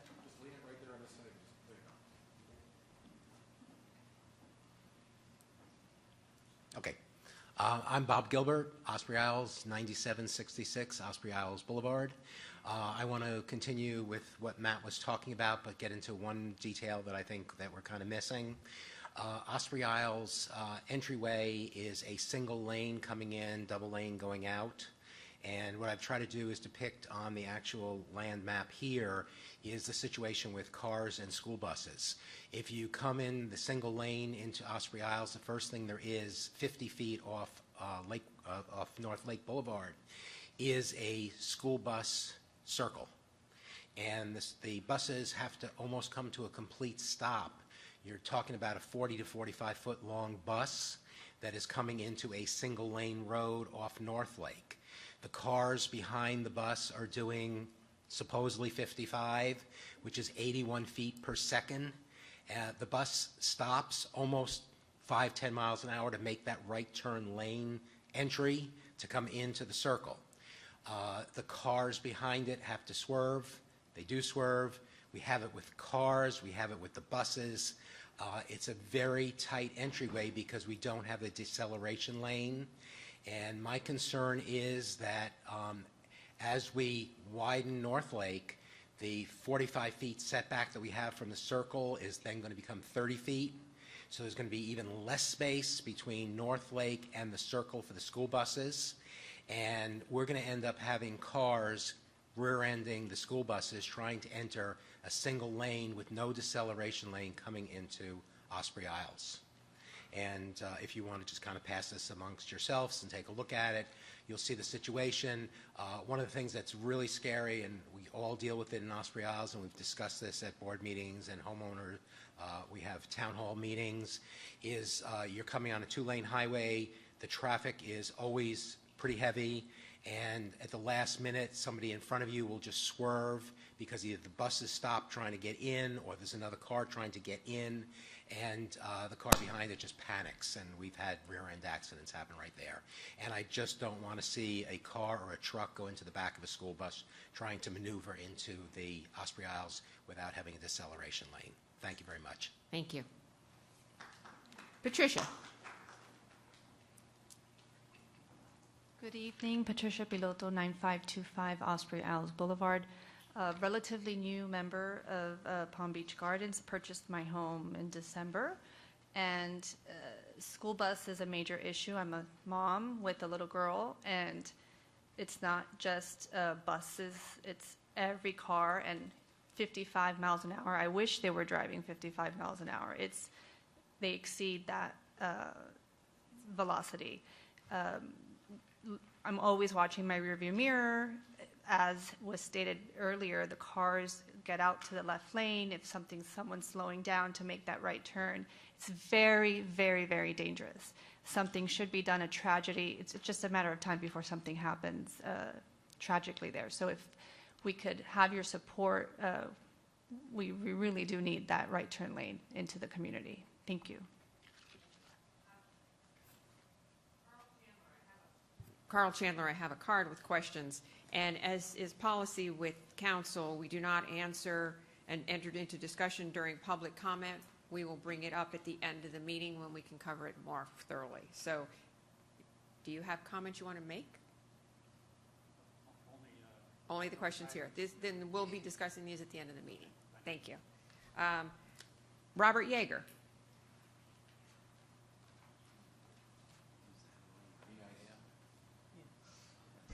Good evening. Thank you for properly pronouncing my last name. Most people don't. My name's Bob Yeager. I live at 8407 Allister Boulevard West in Palm Beach Gardens. That's part of the Montecito community. I also happen to be the president of the HOA there. I hadn't actually planned on making a presentation tonight, but something I heard in the FDOT presentation earlier stimulated me to address you. And the subject I wanted to talk about is the speed limit on North Lake. As you may or may not know, if you are headed west on North Lake from the Ballin Isles steeplechase entrance, the speed limit is 55. As you go over the bridge there, you have Allister Boulevard that enters into our community on the south. On the north is Hyatt, which goes into the industrial park there, and also is the primary entrance to the PGA National Park there. You know, one block further west is Jog Road and Ryder Cup going north and south, and then from there west to the Beeline is the Speedway to the Beeline. What I heard earlier was the FDOT standard is if you have a guttered, curbed road with a sidewalk, their standard is 45 miles an hour. This is a very congested area. I briefed this to the council once before, but there were 5 different faces up there when I did this. I understand and recognize this is a county road, but it is the section I'm talking about is fully in Palm Beach Gardens. I don't believe there's any other road in Palm Beach Gardens with this kind of intersections and congestion that we have a 55-mile-an-hour speed limit. In the mornings, there are school buses that stop on North Lake at our entrance and at the steeplechase entrance. You know, on the north side there, PGA National Park is always full of kids, soccer, football, lacrosse. The last time I was here, we had an accident right there where somebody was killed. The car didn't make it into the park because there was a conveniently placed sign directing people to the turnpike that stopped it. But anyway, I would just ask for the city, Mr. Ferris or the city engineer to approach the county and possibly see if that speed limit could be lowered a little bit for the safety of all the kids in the parks, the residents, et cetera. So, thank you. Thank you very much. That was the last card I had for comments from the public. So at this time, I will ask our city manager if he has a report. Yes, I do. A couple items I'd like to bring to the council's attention and the public's attention. The first one is while I'm asking our police chief, Clint Shannon, to come to the microphone, we've all been reading and understand and know the importance of providing school security in this county for our children. And while we read in the newspaper and we see on the television, the media, the discussions between the school police and the sheriff's office, there have been other discussions going on with the local police departments and the school police as well. And I was going to ask if our chief would bring to you information as far as what discussions are occurring at the local level. And this is our new police chief, Clint Shannon. Welcome. Thank you. Good evening, Mayor, Vice Mayor, council members. As Mr. Ferris said, I'm Clint Shannon, your chief of police. City manager wants to bring to you the attention any of these issues from our schools that affect our city or our county. As we all know, after the tragic incident that occurred in Parkland on February 14th, the Marjorie Stoneman Douglas Act was enacted by Governor Scott. And a portion of this act mandates that a police officer be placed in every public school in the state of Florida beginning the next school year, which is on August 13th. There are 5 counties within the state of Florida that have their own police departments that are school district ran that provide the primary law enforcement jurisdiction in their schools. Palm Beach County is one of those. The Palm Beach County School District Police have to hire 75 additional officers by the beginning of the next school year to comply with the state's mandate. As we all know, this is probably virtually impossible. That being said, the COO and CFO of the school district recently met with us, and they're requesting assistance and under exigent circumstances to help provide assistance with police presence in our elementary schools from police departments throughout Palm Beach County. This will, for the city of Palm Beach Gardens, this would mean 4 elementary schools, Gardens Elementary, Alamanda, Marsh Point, and Timber Trace. They do have the personnel that they'll be able to provide a police presence in the high schools and middle schools and in cities throughout Palm Beach County. They are requesting from us that we provide a protective police presence in those elementaries that I mentioned 7 hours a day, 5 days a week during school days. The school district would provide reimbursement on an overtime rate for the services that we provide. The expected duration of the agreement is between 1 and 2 years, and it's depending on the speed of which they can hire officers to replace the officers that we're providing them in our schools. The details of the agreement are still being worked out. They're expected to be presented to the school board at their next meeting on June 20th. After that, they hope to come to an agreement that will then be forwarded to the affected cities so that our legal staff and our governing bodies can review them. We feel obviously that this is a super important initiative, and we are certainly willing to help them out.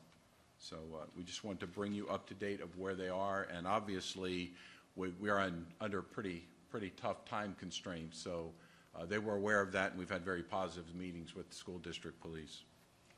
We're very hopeful that this approach will be embraced by the school board. You know, our officers they live and work in our community. They have children that go to these schools, and they're very much involved in building relationships within our community. In the event that assistance is ever needed, we're trained, educated. We have communications with Northcom, that we can communicate with ourselves, and 5 other agencies, as well as PBSO, if we flip the switch and are able to communicate with them.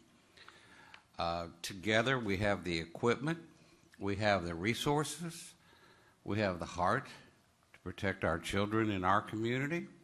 We also know that you're aware that we do training in all of these schools as far as active shooter is concerned. We have instant access to floor plans, blueprints, and we have access cards for all of these schools. So we train together, we work together. These are our children in this community, and we hope that we have the opportunity to provide the protection for the children with our own police officers who train with our fire medics, who are also trained in conjunction in active shooter training. So we believe, all of us, that government is best at the local level, and we believe protecting our children is best at the local level. There's no better way to provide the protection for our kids than having our officers in these schools. And we sincerely hope that the school board takes positive action so that we can continue to protect we will be able to start protecting our children. And I would rather see it be a permanent fixture as opposed to a temporary one for 1 or 2 years. But that time will tell on that. So I thought it's best to bring you up to date on how things are moving in this direction, and hopefully we'll be able to pull this off and enter a local agreement. We can fund it within the parameters that they're looking at, and we look forward to being able to provide this service to our children and our community. Thank you. That is good news. Thank you very much. And is that the end of your report? The second thing I have is, you know that code enforcement is a tough job. You always have to go up and have people comply with our ordinances. And recently we've been handing out goodies as we do that. Right, Crystal? Yes, sir. Crystal Gibson is here to talk to you a little bit about, occasionally we were able to conduct some assistance to our residents in some of the core city, some of the city's core of the buildings and some of the older communities. And we're able to help people that can't help themselves. And I know Councilman Woods has been on my back from the very beginning about focusing on that core, and we've been doing that. And he's been giving us some direction on some of the homes in the areas and what we can do to improve upon that. And Crystal, with her employees, have been focusing and trying to come up with ways to help. So instead of just issuing citations and notices of violation, they take an active role and a heartfelt role in trying to help citizens who cannot help themselves rehab their homes. And she has a brief report for you on the befores and afters as far as some of these efforts are concerned. Good evening, Mayor, Vice Mayor, Council. Crystal Gibson, your Neighborhood Services Director. As the City Manager mentioned, just wanted to bring to light some recent properties in our city that we work with our code officers. Some before and after pictures. This home on Dogwood Avenue was a project last year that we were able to paint in conjunction with the CAS program that the city has and Solid Waste Authority Rebuilding Together program with volunteers from Velocity Credit Union. You'll see the familiar sweet celery color that we talked about last time that's in. The home also needed irrigation repair, had brown grass, and we were able to repair that after the home was painted, and then sod was placed at the home. On Thornton Drive, just showing that there was an unsecure pool. Even the hedge in the back had an opening for walking access, and afterwards we were able to have that pool enclosed and made safe. On Holly Drive, have a green pool, and afterwards it was drained to get rid of that hazard, and also the screen enclosure around it was secured. On Lighthouse Drive, you see outdoor storage on the before picture, some discoloration, and landscaping was installed. The discoloration removed, and again we have the sweet celery color, which is a wonderful theme. It looks great, picks up the neighborhood a lot, has the landscaping, and really made that house stand out and look great. So these are recent cases that we had. Officers worked very hard on them. We have our officers. This is Code Enforcement Officers Appreciation Week. So we have one more day left. Hug a code officer if you see him. Ismael Vasquez, Catherine Stiles, Doris Boehner, Mary Zarek, and Jorge Sanabria, Michelle St. Clair, and recently added Madalena Bracone. So we're happy to serve the city, happy to have the opportunity, and if you see them tomorrow or any other time, feel free to shake their hand, and we appreciate your thoughts. Thank you. Thank you.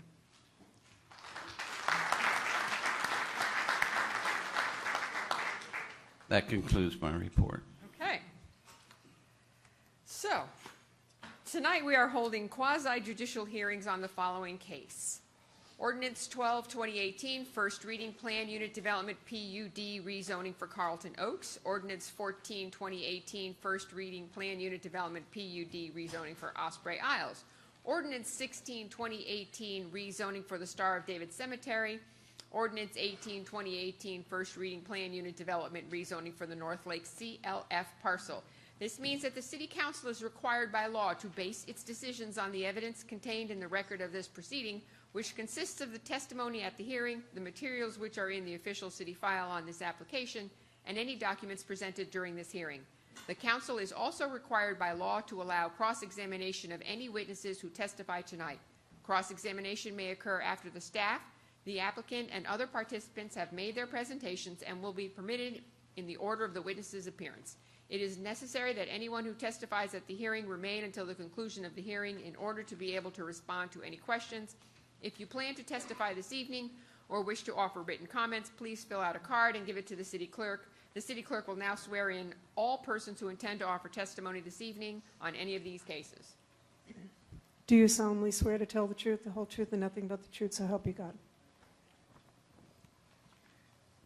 Okay, I'm going to open the public hearing, and we are going to start with Ordinance 6, 2018. May I have the clerk read the title, please? Ordinance 6, 2018, an ordinance of the City Council of the City of Palm Beach Gardens, Florida, amending the city's code of ordinances by repealing Chapter 26 elections in its entirety and readopting same as revised in order to revise and clarify the process utilized to conduct the city's municipal elections and methods of qualifying, provide a conflicts clause, a severability clause, and authority to codify, providing an effective date and for other purposes. Thank you. I will open the hearing. Has anything changed since the first reading?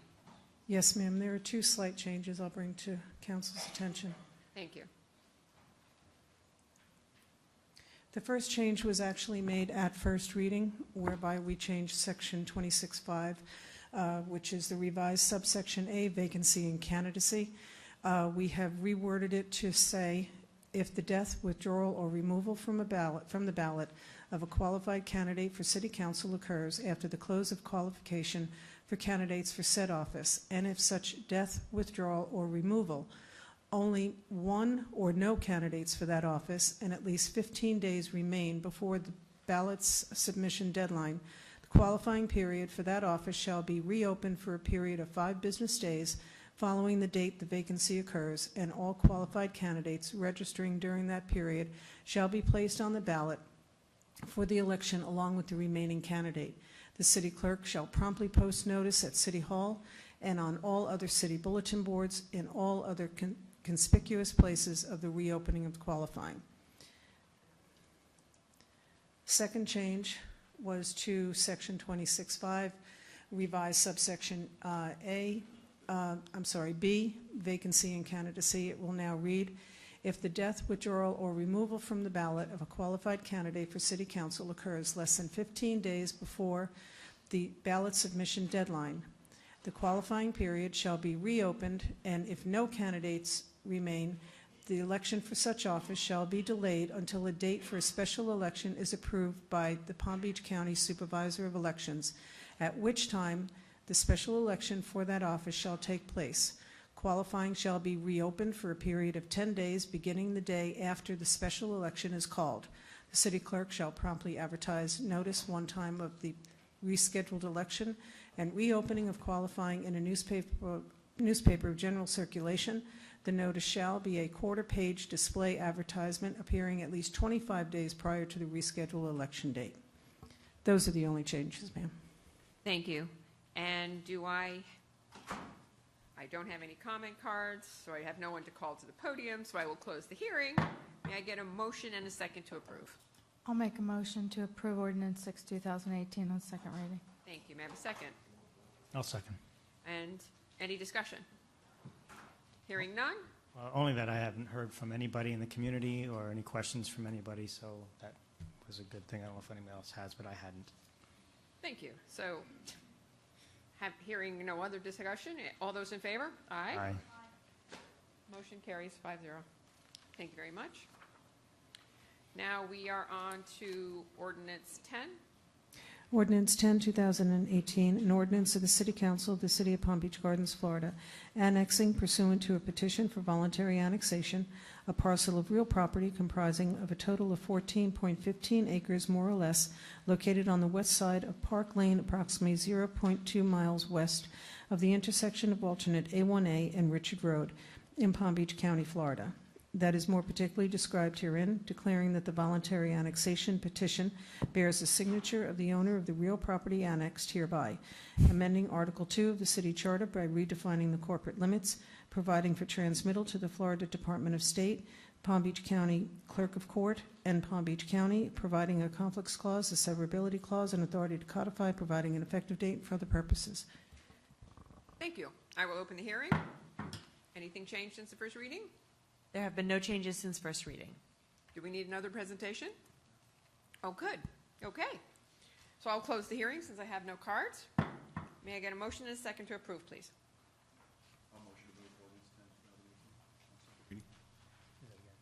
I'll motion to move ordinance 10, 2018 on second reading for the second time. Thank you. Do I have a second? I'll second it. Thank you. All those in favor? Aye. Motion carries 5-0. Thank you very much. You're ready.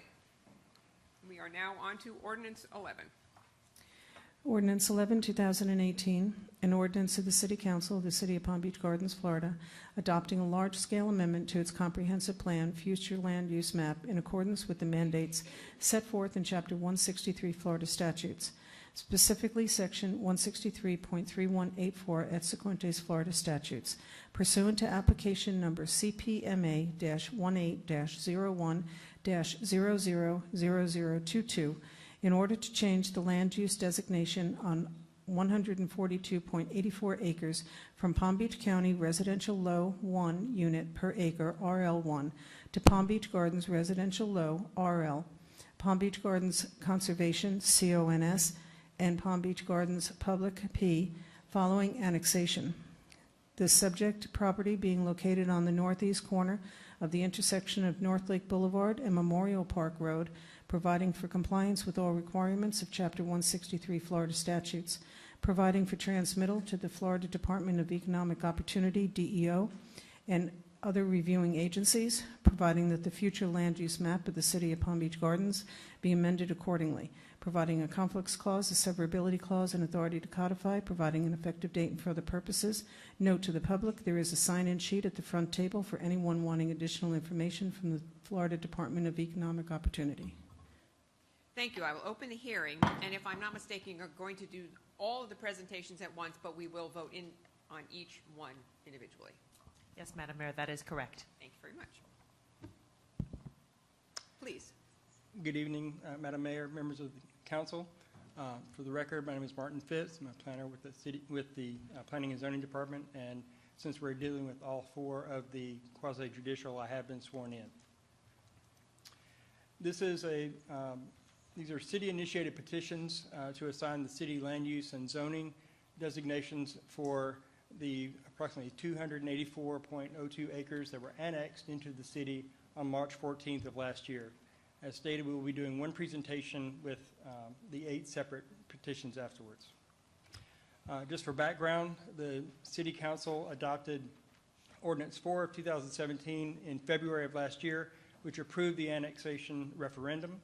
On March 14th, the referendum was held and was passed by the voters of the residents in the area. And state statute requires that following annexation, the city apply a land use and zoning designation to the annexed properties. And briefly, I'll go over each of the areas and where the current land use and zoning is and where we'll be moving to. First, we'll start with Carlton Oaks. Carlton Oaks has is divided into 3 separate pods, as it were. The first is a conservation pod with approximately 79.34 acres to the north that is designated for conservation. We also have a residential pod, which is built out with 142 single-family homes, and a civic pod, which has the West Palm Beach Fire Station number 8. Currently, the land use, as stated, is a Palm Beach County low residential with 1 dwelling unit per acre. We're proposing to change that to a conservation Palm Beach County, or Palm Beach Gardens conservation land use for the conservation pod. The residential will be the Palm Beach Gardens residential low, and the civic pod will be the Palm Beach Gardens public. And we are proposing to also assign a Palm Beach Gardens PUD overlay with underlying conservation RL3 and public and institutional zoning designations for the individual pods. These land use and zoning designations will apply the compatible land use and zoning from the city with what is currently approved in the county. Osprey Isles is the adjacent community. It is built out with 101 single-family homes, and it also contains an approximately 61 acres of preserve or open space area. It also has the low-density residential land use and zoning. We're proposing to apply the residential low for the city, and then also a PUD with the underlying RL3. We also have the cemetery, the Star of David Cemetery, which is between Carlton Oaks and Osprey Isles. This was approved from the county with cemetery and mausoleum uses, and it has about 30.15 acres with 5 mausoleum structures and 2 funeral chapels. Now, it currently has the institutional land use with the county. We were proposing to go to residential low within the city, and we'll be proposing to take it to the city's RL3 land use, or zoning rather, with the cemetery and mausoleum uses. Just to note, this is not going to, we're not allowing to put it in houses on the cemetery. This is just the appropriate land use and zoning for a cemetery within our current code. And last, we have the North Lake CLF parcel. This is the vacant parcel that's directly south of the cemetery. It is currently approved through the county for up to 10,600 square feet of medical and dental office space and up to 125 beds of a congregate living facility. It currently has a Palm Beach County commercial low office with an underlying high residential up to 8 dwelling units per acre. And we're proposing to divide that into the 2 pods with the professional office for the medical and dental office and residential medium for the ALF use. It currently has the zoning of multiple use plan development through the county, and we are proposing for the PUD overlay with underlying professional office for the medical and dental and medium density residential for the ALF use. These petitions have been duly noticed, both through advertising and mailers and posting of the properties. This went to the Planning, Zoning, and Appeals Board at the May 8th hearing, and each petition received a unanimous vote of 7-0, recommending approval. Following this, just to inform the council, each of the large-scale comprehensive plan map amendments will be sent to the Department of Economic Opportunity for an expedited state review. And once we get those back, then we will bring those back to the council for a second hearing. To summarize, each of these proposed land uses and zoning designations are consistent with the approved uses and approvals. We are not allowing any additional development approvals, and we're also not taking anything away. We're basically this is an administrative housekeeping action. So, and with staff is available for if you have any questions, and staff is recommending approval of each of the ordinances. Thank you. So, I will close the hearing since I have no cards. May I get a motion and a second, please? I move that we adopt Ordinance 11, 2018. May I have a second, please? Second. Thank you very much. Any discussion? No. Just as a reminder for everyone who's listening, this is the same thing we are going to do in about a year for Bay Hill Estates and Rustic Lakes. And all we are doing is taking the county zoning and putting it in our language. Pretty much so, right? Correct. Okay, perfect. Thank you. Oh, no clapping. Any other discussion? Well, the only question I had, and you already answered it, was when I saw the Star of David convert from whatever institutional to residential low. I just want to make sure we weren't going to have a second poltergeist in the city of Palm Beach Gardens, and I was told that no, that's not going to change, and it's not going to convert to something residential. So I was happy. Thank you. Thank you. So, hearing no further discussion, all in favor? Aye. Thank you. Motion carries 5-0. All righty. Ordinance 12. Ordinance 12, 2018, an ordinance of the City Council of the City of Palm Beach Gardens, Florida, rezoning certain real property, such property being comprised of 142.84 acres in size, more or less, and located on the northeast corner of the intersection of North Lake Boulevard and Memorial Park Road, providing that this parcel of real property, which is more particularly described herein, shall be rezoned from Palm Beach County Residential Plan Unit Development, PUD, to Palm Beach Gardens Plan Unit Development, PUD, with underlying zoning designations of Palm Beach Gardens Residential Low, RL3, Palm Beach Gardens Conservation, CONS, and Palm Beach Gardens Public and Institutional, P/I, providing that the zoning map of the City of Palm Beach Gardens be amended accordingly, providing a conflicts clause, a severability clause, and authority to codify, providing an effective date and for other purposes. Thank you. I will open the hearing and ask if there have been any ex partes on this matter. None. No. Okay. And we've had our staff presentation. I have no cards. I will close the hearing. May I have a motion, please? I move that we adopt ordinance 12, 2018. May I have I'll a second? second. Thank you very much, Rochelle. Any discussion? All those in favor? Aye. Motion carries 5-0. Thank you very much. Okay. Ordinance 13.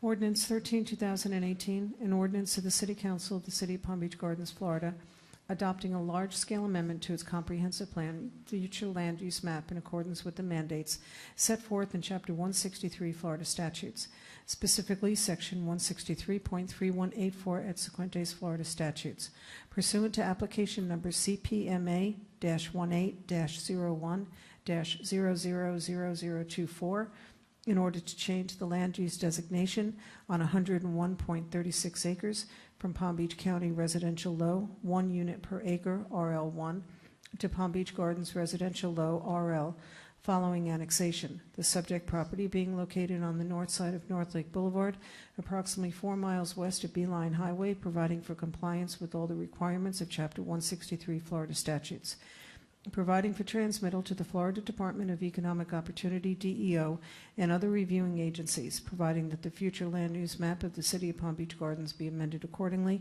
providing a conflicts clause, a severability clause, and authority to codify, providing an effective date and for other purposes. Note to the public, there is a sign-in sheet at the front table for anyone wanting additional information from the Florida Department of Economic Opportunity. Thank you. I will open the hearing. I have no comment cards. We've had our presentation. I will close the hearing. May I have a motion and a second, please? I move that we adopt ordinance 14, 2018. 13. 13, sorry. Okay. I'll second. Thank you. Any discussion? All those in favor? Aye. Motion carries 5-0. Thank you very much. Ordinance 14. Ordinance 14, 2018, an ordinance of the City Council of the City of Palm Beach Gardens, Florida, rezoning certain real property, such property being comprised of 101.36 acres in size, more or less, and located on the north side of North Lake Boulevard, approximately 4 miles west of Beeline Highway, providing that this parcel of real property, which is more particularly described herein, shall be rezoned from Palm Beach County Residential Plan Unit Development, PUD, to Palm Beach Gardens Plan Unit Development, PUD, with an underlying zoning designation of Palm Beach Gardens Residential Low, RL3, providing that the zoning map of the City of Palm Beach Gardens be amended accordingly, providing a conflicts clause, a severability clause, and authority to codify, providing an effective date and for other purposes. Thank you. Okay, I will open the hearing. Again, any ex partes? Okay, we've had our presentation. Well, I will close the hearing. May I have a motion and a second, please? I move that we adopt ordinance 14, 2018. May I have a second? Second. Thank you. All those in favor? Aye. Motion carries 5-0. Okay. Ordinance 15. Ordinance 15, 2018, an ordinance of the City Council of the City of Palm Beach Gardens, Florida, adopting a large-scale amendment to its comprehensive plan, future land use map, in accordance with the mandates set forth in Chapter 163 Florida statutes, specifically Section 163.3184 et secondes Florida statutes, pursuant to application number CPMA-18-01-000025, in order to change the land use designation on 30.15 acres from Palm Beach County Institutional INST to Palm Beach Gardens Residential Low RL following annexation. The subject property being located approximately 0.07 miles north of North Lake Boulevard and approximately 3.65 miles west of Beeline Highway, providing for compliance with all requirements of Chapter 163 Florida statutes, providing for transmittal to the Florida Department of Economic Opportunity, DEO, and other reviewing agencies, providing that the future land use map of the City of Palm Beach Gardens be amended accordingly, providing a conflicts clause, a severability clause, and authority to codify, providing an effective date and further purposes. Note to the public, there is a sign-in sheet at the front table for anyone wanting additional information from the Florida Department of Economic Opportunity. Thank you very much. I will open the hearing. I will close the hearing. May I have a motion and a second, please? I move we adopt ordinance 15, 2018. Thank you. May I have a second? I'll second. Thank you. Any discussion? All those in favor? Aye. Motion carries 5-0. Thank you. Okay. Ordinance 16. Ordinance 16, 2018, an ordinance of the City Council of the City of Palm Beach Gardens, Florida, rezoning certain real property, such property being comprised of 30.15 acres in size more or less, and located approximately 0.07 miles north of North Lake Boulevard on the west side of Memorial Park Road, approximately 3.65 miles west of Beeline Highway, providing that this parcel of real property, which is more particularly described herein, shall be rezoned from Palm Beach County institutional and public facility with the conditional overlay zone to the Palm Beach Gardens Residential Low RL3, providing that the zoning map of the City of Palm Beach Gardens be amended accordingly, providing a conflicts clause, a severability clause, and authority to codify, providing an effective date and for other purposes. Thank you. I will open the hearing. Any ex partes? No. Okay. I will close the hearing. May I have a motion and a second, please? I move that we adopt ordinance 16, 2018. Second? I'll second. Thank you very much. Any discussion? No. Mark already asked us questions about the cemetery, so we're good. All those in favor? Aye. Motion carries 5-0. Okay. This is a long one, Patty. Take a deep breath. Ordinance 17.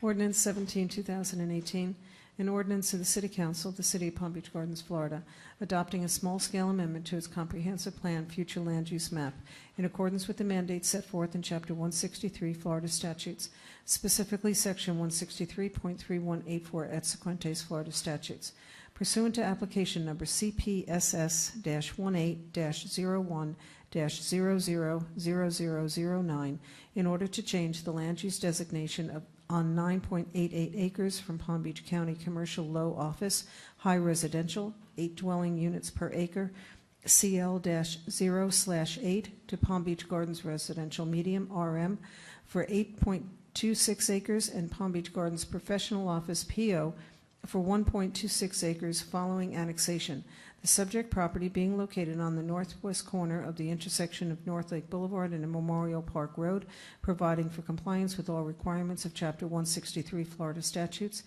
providing for transmittal to the Florida Department of Economic Opportunity, DEO, providing that the future land use map of the City of Palm Beach Gardens be amended accordingly, providing a conflicts clause, a severability clause, and authority to codify, providing an effective date and for other purposes. Note to the public, there is a sign-in sheet at the front table for anyone wanting additional information from the Florida Department of Economic Opportunity. Oh, thank you. You want to repeat that? Okay, I will open the hearing. I will close the hearing. May I have a motion and a second, please? I'll make the motion to adopt ordinance 17, 2018. Okay, I have a motion and a second. Any discussion? No. Okay. All those in favor? Aye. Aye. Motion carries 5-0. Thank you very much. Okay, One more. ordinance 18. Ordinance 18, 2018, an ordinance of the City Council of the City of Palm Beach Gardens, Florida, rezoning certain real properties, such property being comprised of 9.88 acres in size, more or less, and located on the northwest corner of the intersection of North Lake Boulevard and Memorial Park Road, approximately 3.65 miles west of Beeline Highway, providing that this parcel of real property, which is more particularly described herein, shall be rezoned from Palm Beach County Multiple Use Plan Development, MPUD, to Palm Beach Gardens Plan Unit Development, PUD, with an underlying zoning designation of Palm Beach Gardens Professional Office, PO, for 1.62 acres and residential medium RM for 8.26 acres, providing that the zoning map of the City of Palm Beach Gardens be amended accordingly, providing a conflicts clause, a severability clause, and authority to codify, providing an effective date and for other purposes. Thank you. I will open the hearing. Any ex partes? Nope. None. Okay, I will close the hearing. May I have a motion and a second?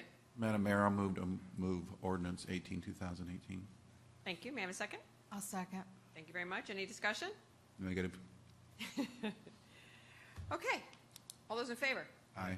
Motion carries 5-0. Thank you very much. Yep. Patty, you need a cough drop or anything over there? I'm fine, thank you. We want to get out of here in 5 minutes.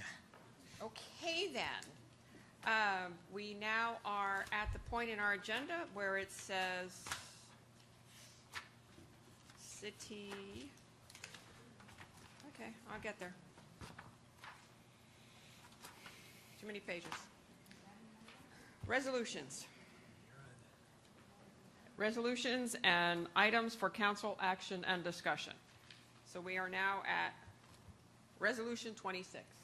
Resolution 26, 2018, a resolution of the City Council of the City of Palm Beach Gardens, Florida, calling on the state of Florida and the federal government to reduce gun violence in America and help prevent future occurrences by enacting common sense gun control legislation, enacting mental health programs, and increasing school security measures, providing an effective date and for other purposes. Thank you. Okay. I think we have a lot of, we have comments on this, and there's a couple of resolutions that have been written. Rochelle wrote one, Mark wrote one, I wrote one, you're just getting that now. I did not include whereases with mine, got a lot of whereases. What we need is a resolution that says what we want to do. So,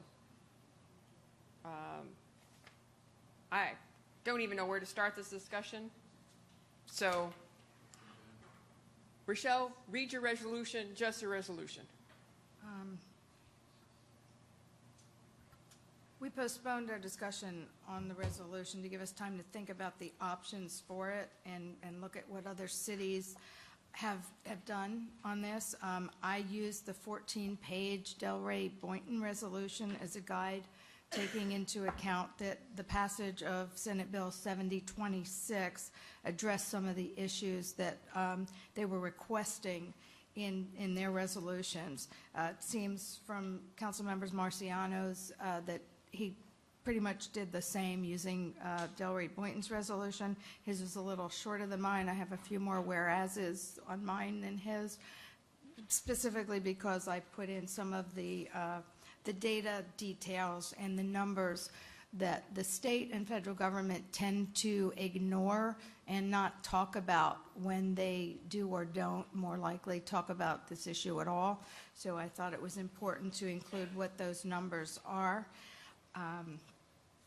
I think it's also important when we're talking about this that we realize that no one action is going to stem the tide of gun violence that's gripping our nation, and that state action alone is not going to be enough, that we need to have laws at the national level to affect the nation as a whole. They have to be multifaceted, deal with guns, ammunition, background checks, reporting and studying gun violence and solutions, looking at mental health, officer training, and school safety. It's a big package that has to be put together. And as municipal leaders, we have very few options to control gun violence in our communities or to affect those changes that I just talked about.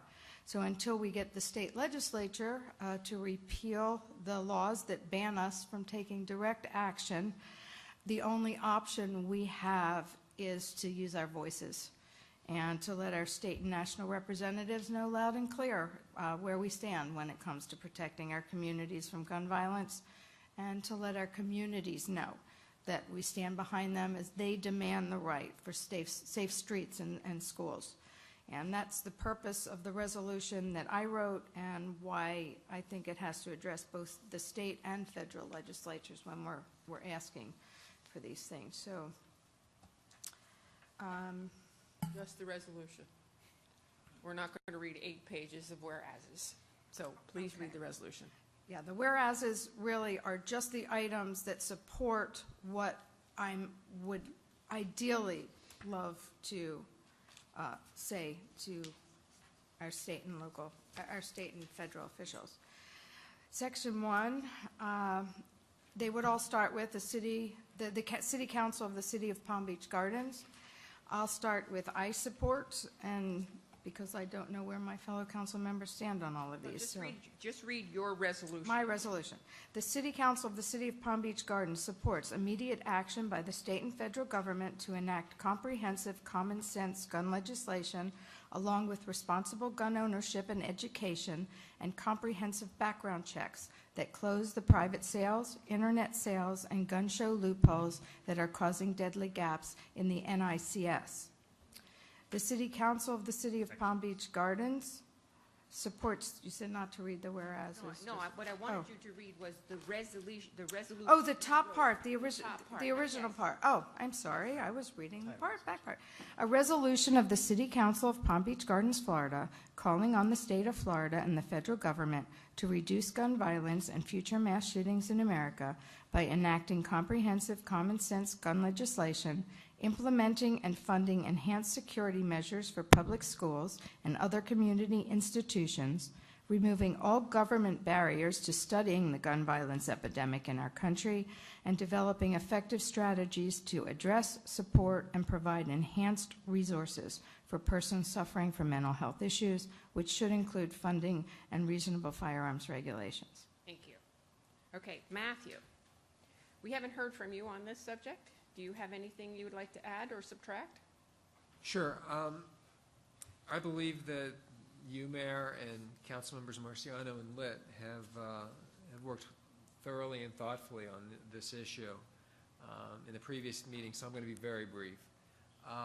For me, the most important and the most salient provision of the current resolution as proposed by and written by Max is that Section 2.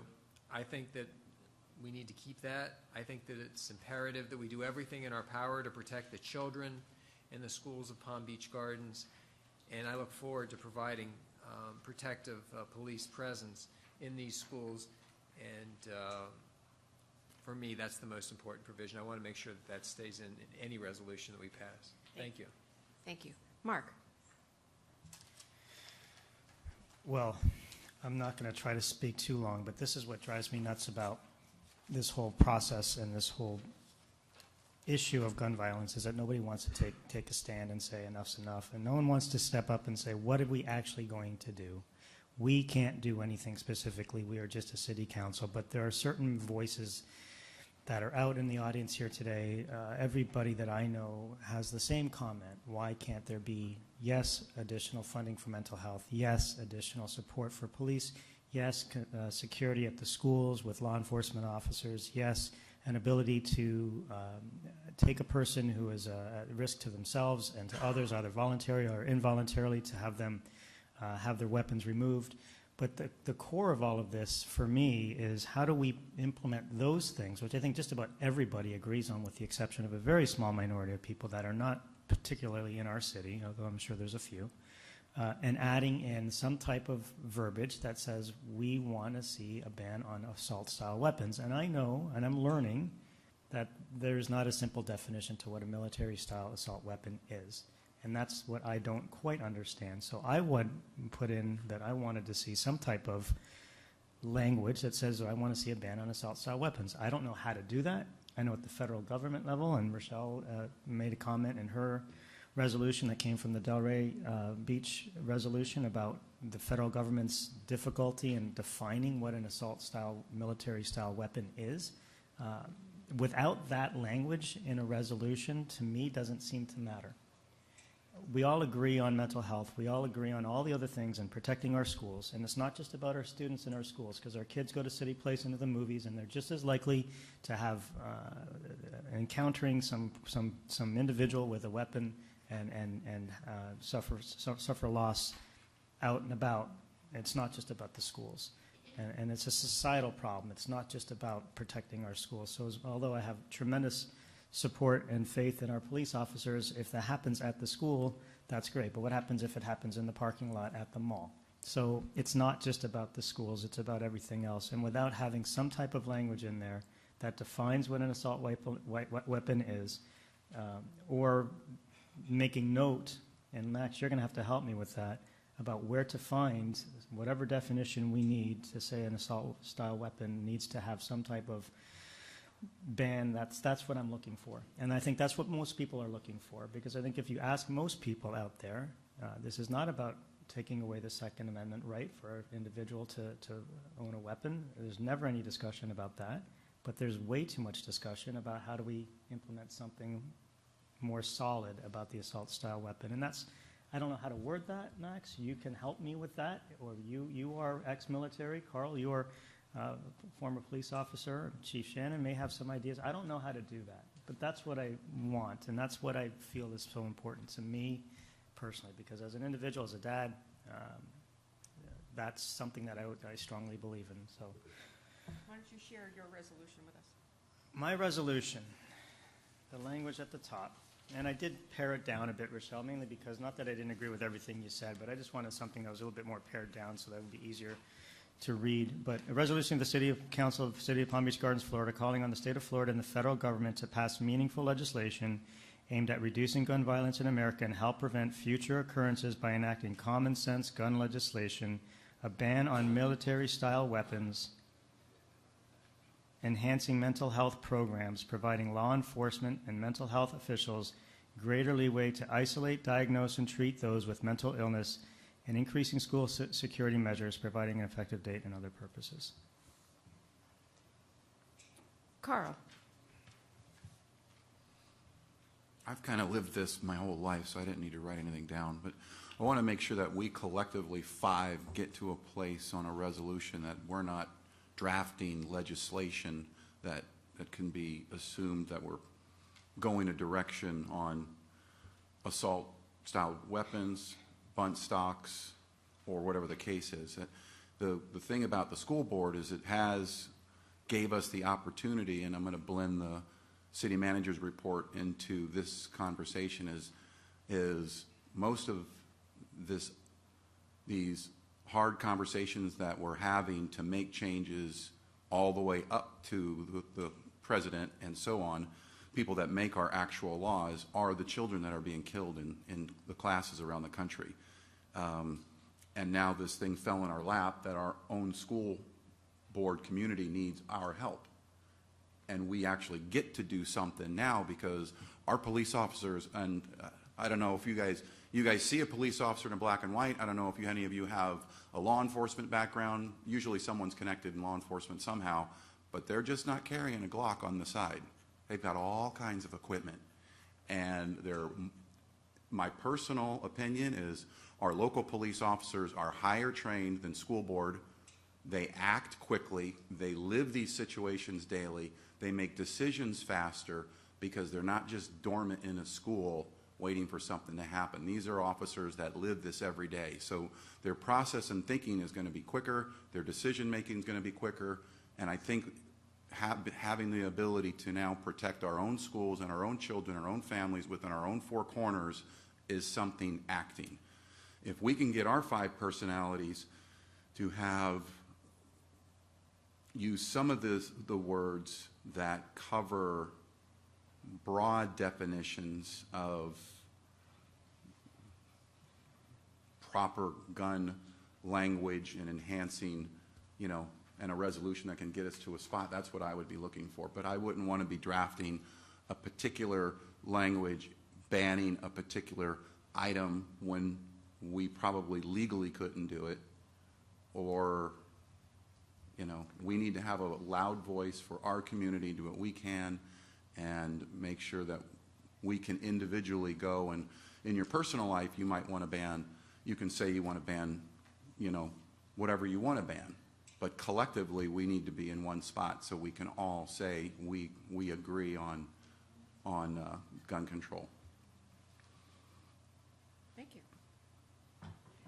Well, I also did a resolution which was actually a combination of Mark's, Rochelle's, what was presented to us last month, and while we might disagree on a few of the whereas clauses, we all agree that the safety of our children and our families and our county and our constituents is paramount for all of us. And there are plenty of laws on our books that should be enforced. We could be discussing all of this till the cows came home, but we should be discussing laws on the books that aren't being enforced that should be enforced.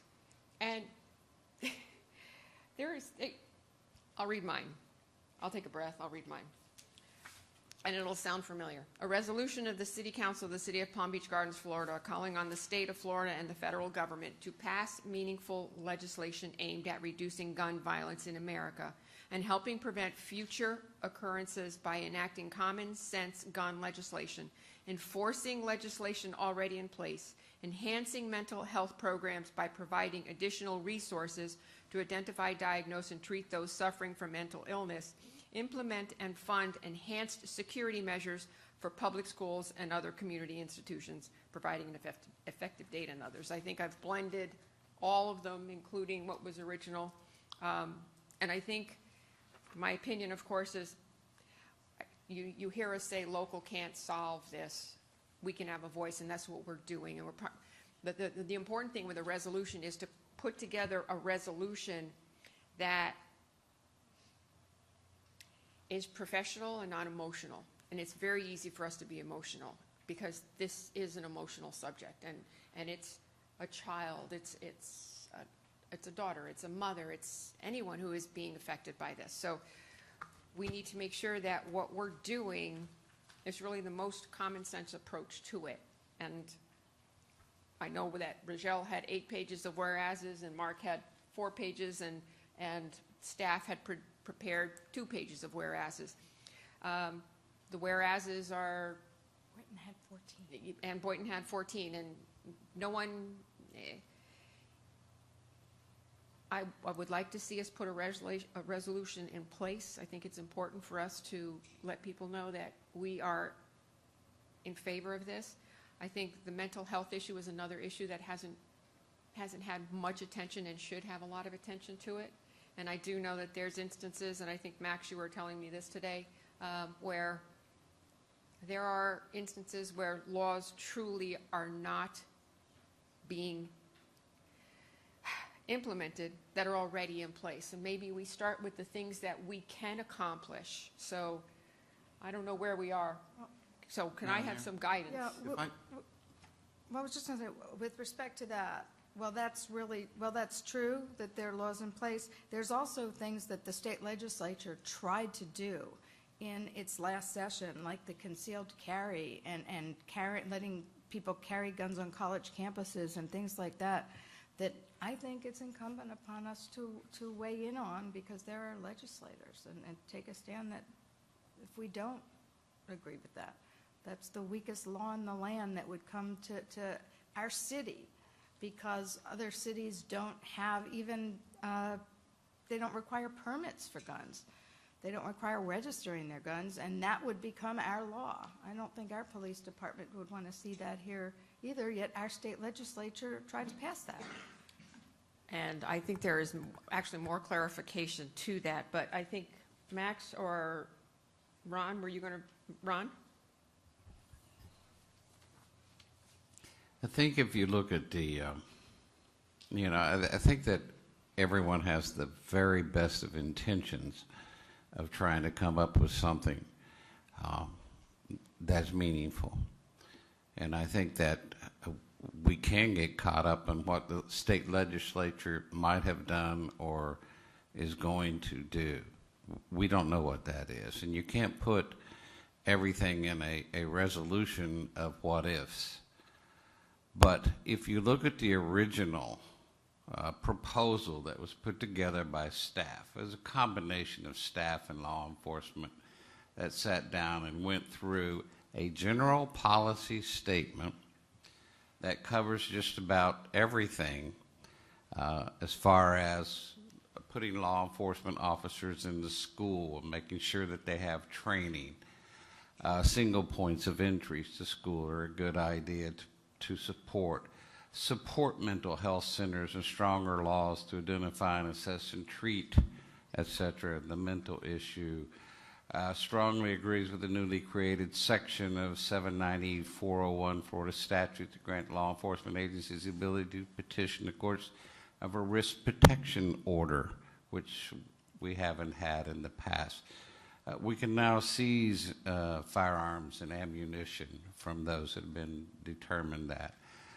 Supports sensible gun legislation that includes comprehensive background checks prohibiting the sale of bump stocks and accessories to circumvent the ban of fully automatic firearms. Supports regulations, and it tries to fill in some of the gaps that are out there for gun show sales and the 3-day waiting period and stricter penalties for people that violate the law. There are people that violate the law every day in trying to purchase weapons and the sale of weapons. Enforce the laws that are on the book. So while it is general, in most policy development, you do have a general statement as far as your policy is concerned. Now, as issues arise at the legislative level, be it at the state or the federal level, you address specific issues as to proposed legislation.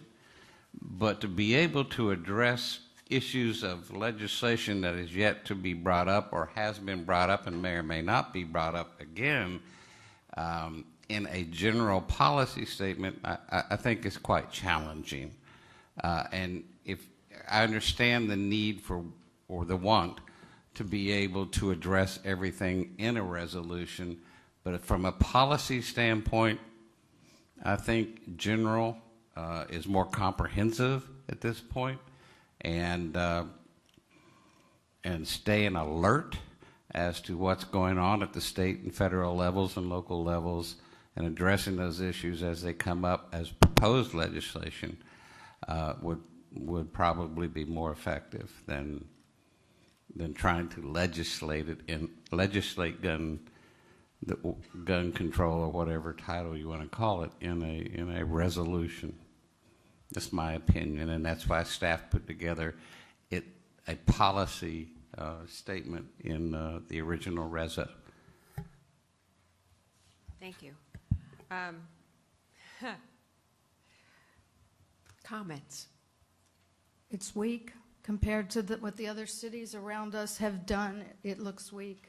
Well, I we're was at not- a meeting this week, and none of our 10 cities in the north end of the county even have a resolution. So Wellington's considering theirs now, and, I mean, Boynton and Delray are pretty fair-sized cities, close.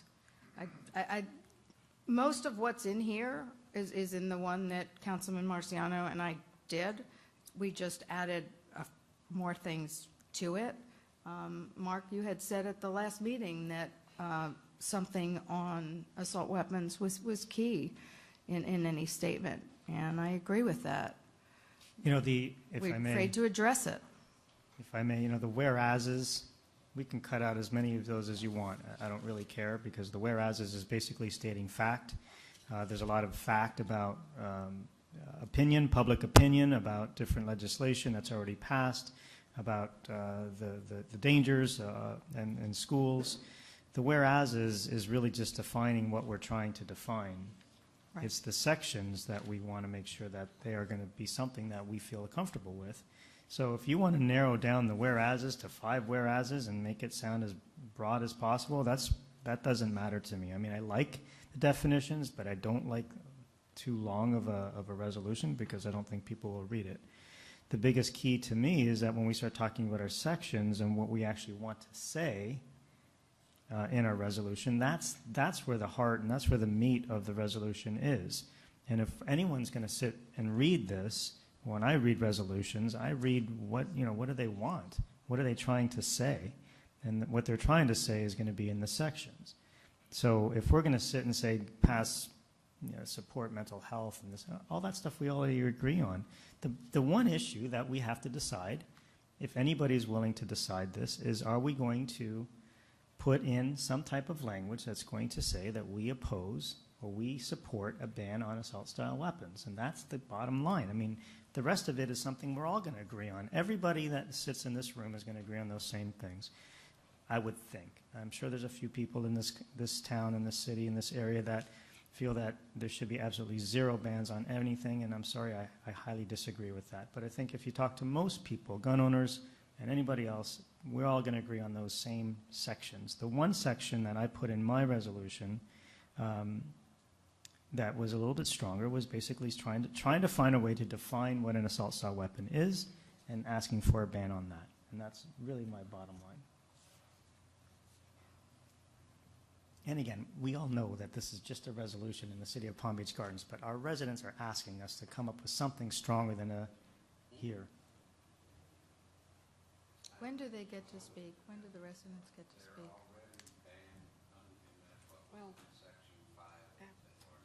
Well, it does state that, yes. All right, well, let's do this. We have 3 cards, I'm sorry. Karen Lehman. I hope I pronounced that correctly. Mary Castronuovo and Pamela Commodore. If you would like to come up and comment, you have 3 minutes to share. And I know that we all have received emails from everyone, and thank you for sending those and reaching out to us. Good evening. My name is Pam Commodore. I live at 754 Bocce Court. I respect the Second Amendment and responsible gun owners, and I'm a proud Palm Beach Garden resident for the past 10 years. I grew up in Coral Springs, Florida, just a few miles from MSD High School. My family members and best friends live in Parkland. The tragedy at Stoneman Douglas rocked me in my core. I wish I could tell you that this is the first time gun violence hit home for me. It was not. On November 17th of 2017, I was at the Gardens Mall shopping for clothing for my son when all of a sudden we got word there was an active shooter. Exits and gates closed all around me. Myself and another shopper locked ourselves in the bathroom, not knowing what was happening, praying, awaiting the sound of bullets. At one point, we heard keys jingling by the door. We didn't open for fear that a gun would be pointed at us from the other side. Would I see my sweet baby boy again? Thank God he isn't with me. How could I keep him quiet and feeling safe? How could this happen at the Gardens Mall? These were thoughts that went through my head. I'm referring to the incident when shots were fired on the outskirts of the mall, not far from the food court entrance. After the lockdown was lifted, I left the mall in a hurry. After sharing my experience with friends, they all asked, "Were you scared? How did you know where to go?" I was scared. However, we live in a world where active shooter situations have become the norm. I had rehearsed in my head many times what I would do if I were ever in a situation in which my safety could be in harm's way. I just never thought I'd have to put that plan into action. The world is not what it used to be. We live in the constant threat of gun violence. I want our city, my 3-year-old son's city to be different. I want to be able to tell my son that he won't have to hide in a closet on a frequent basis, awaiting the sounds of shots. Drills have already started, and he's just in preschool. I want to shop in the mall again. I want to attend city events, movies, local sports games without worrying that my family's in danger. I want to know I chose a city to live in that will work to keep its constituents safe. We need strong, detailed resolution that addresses all the issues that plague our daily lives. Thank you so much. Thank you.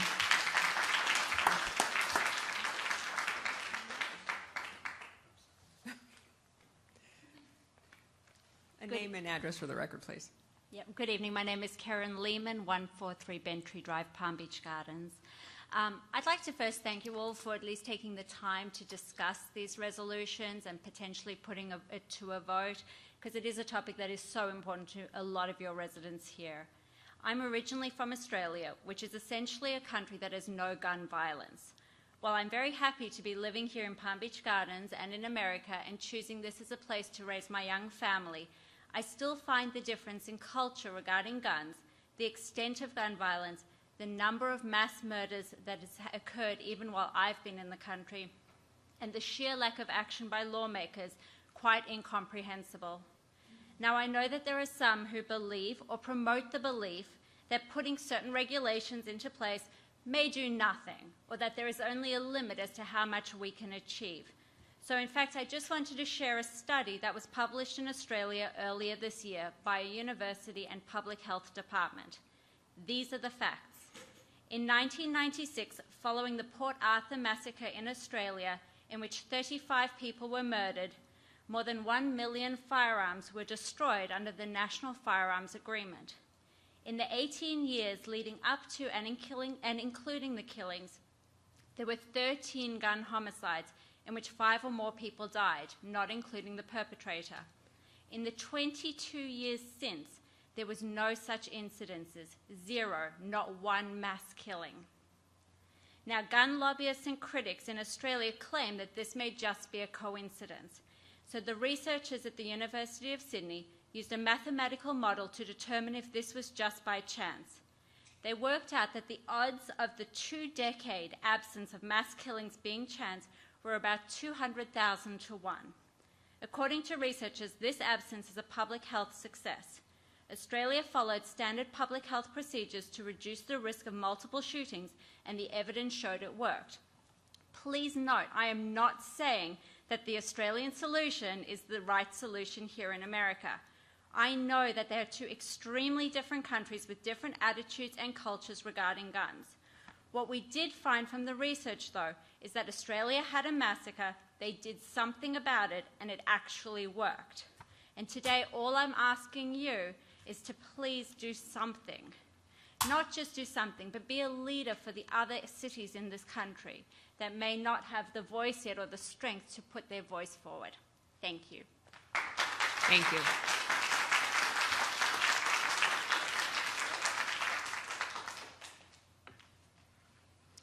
Good evening. My name is Mary Castronovo, and I live at 4598 Juniper Lane, Palm Beach Gardens. Last month, I spoke to you before this council as a representative of the leadership team for our local Moms Demand Action. I'm here tonight in that capacity, but more importantly, as a 30-year resident of Palm Beach Gardens. My husband John and I settled here when we married in 1989. We have raised 5 children in Palm Beach Gardens.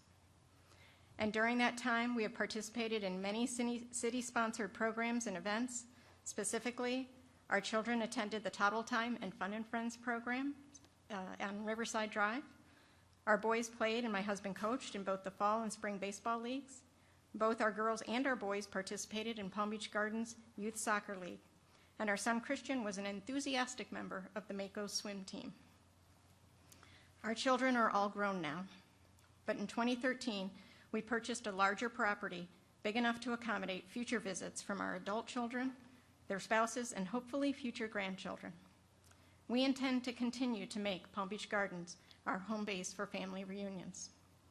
I share all of this with you to say thank you to the entire city of Palm Beach Gardens and its employees for making this city such a pro-family community. We could not have picked a better town to raise our children. And now I thank you, our City Council, for taking the time to seriously consider making Palm Beach Gardens a city that continues to be pro-family. There is no better way to do this right now than to get behind the Gun Violence Prevention Resolution. I am advocating for the most comprehensive version written by Councilmember Litt.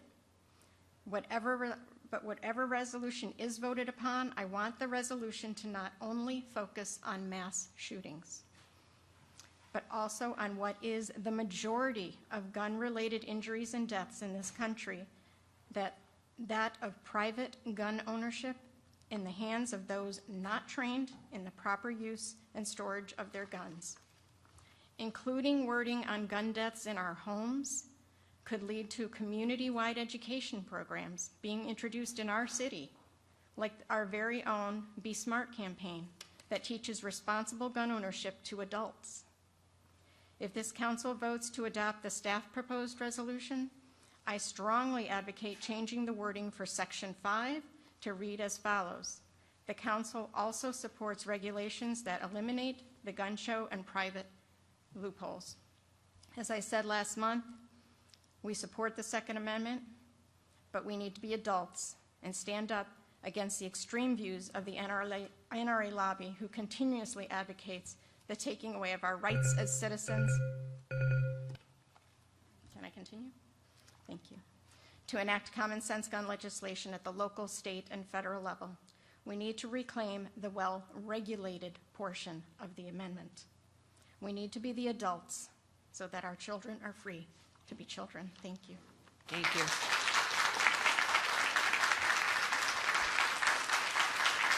Thank you. I apologize if I don't, is it Arlene or Darlene Englander? Arlene. And I'm sorry, I can't read what you said what you wrote on here. We need to. Can you please come up to the microphone? Could you come to the microphone, please? I can't read this, so I can't share it because I can't read it. Tell us what it says. So I would, if you would you please? At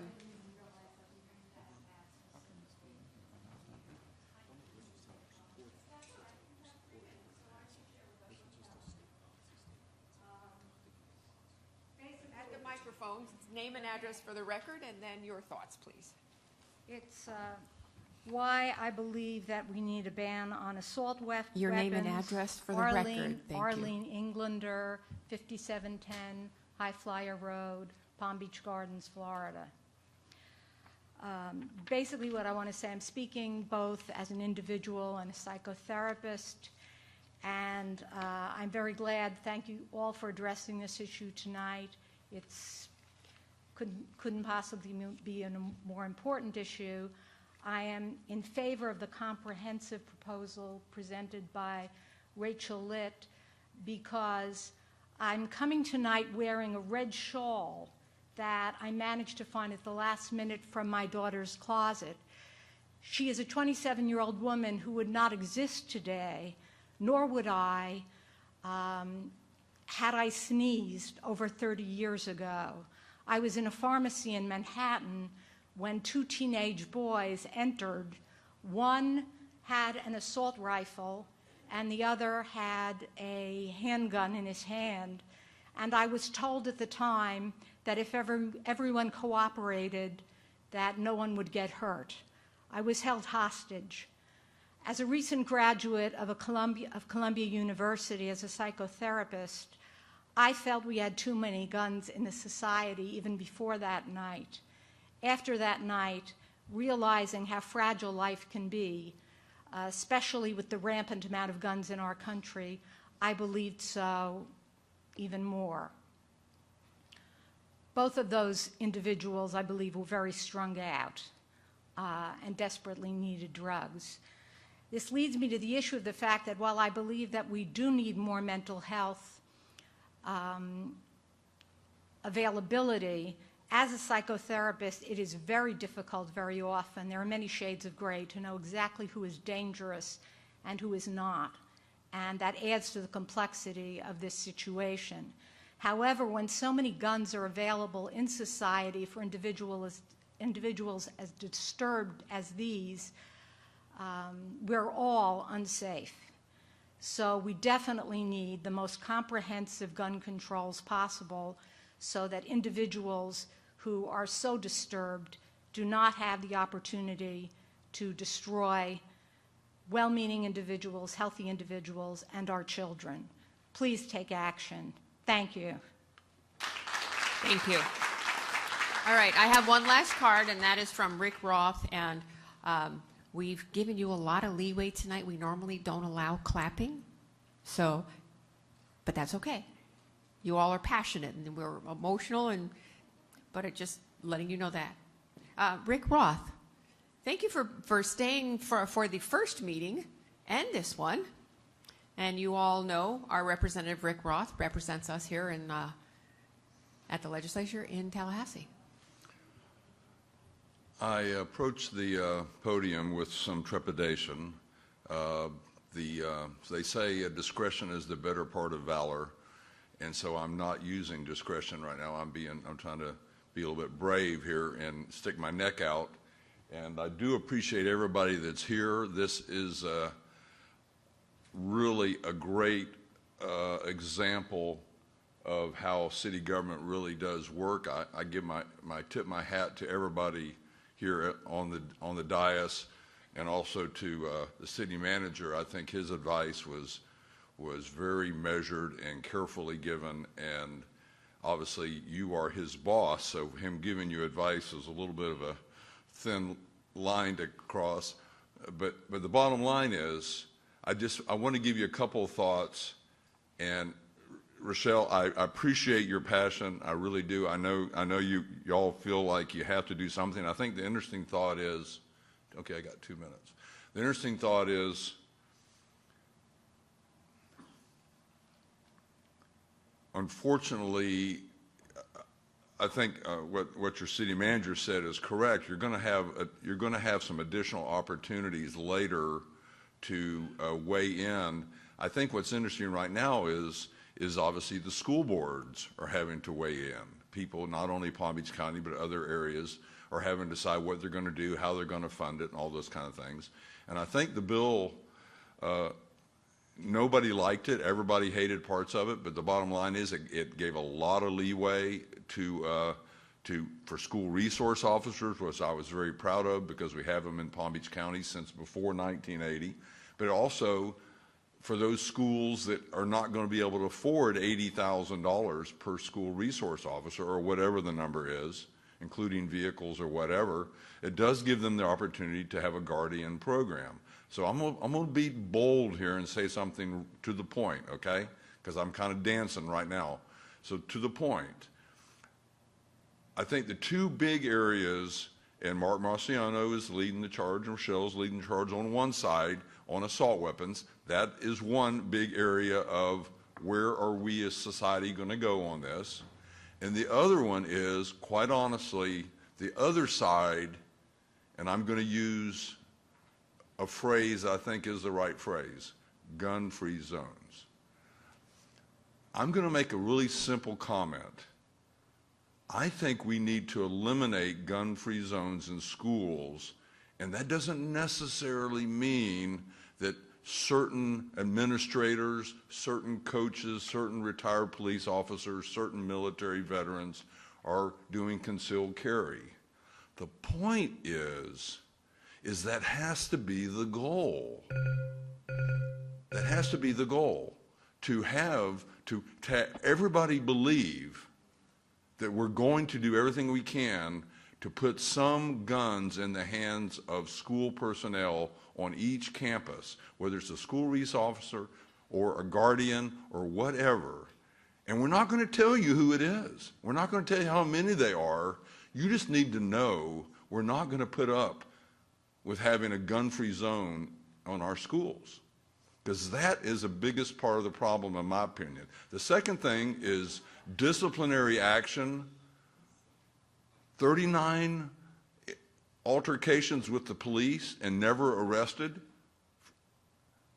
Why isn't somebody being fired? My prediction is somebody is going to be fired at Broward County Sheriff's level or something. So that's where I think the three areas you got to worry about is, are we doing anything about disciplining people that were supposed to enforce our laws and didn't?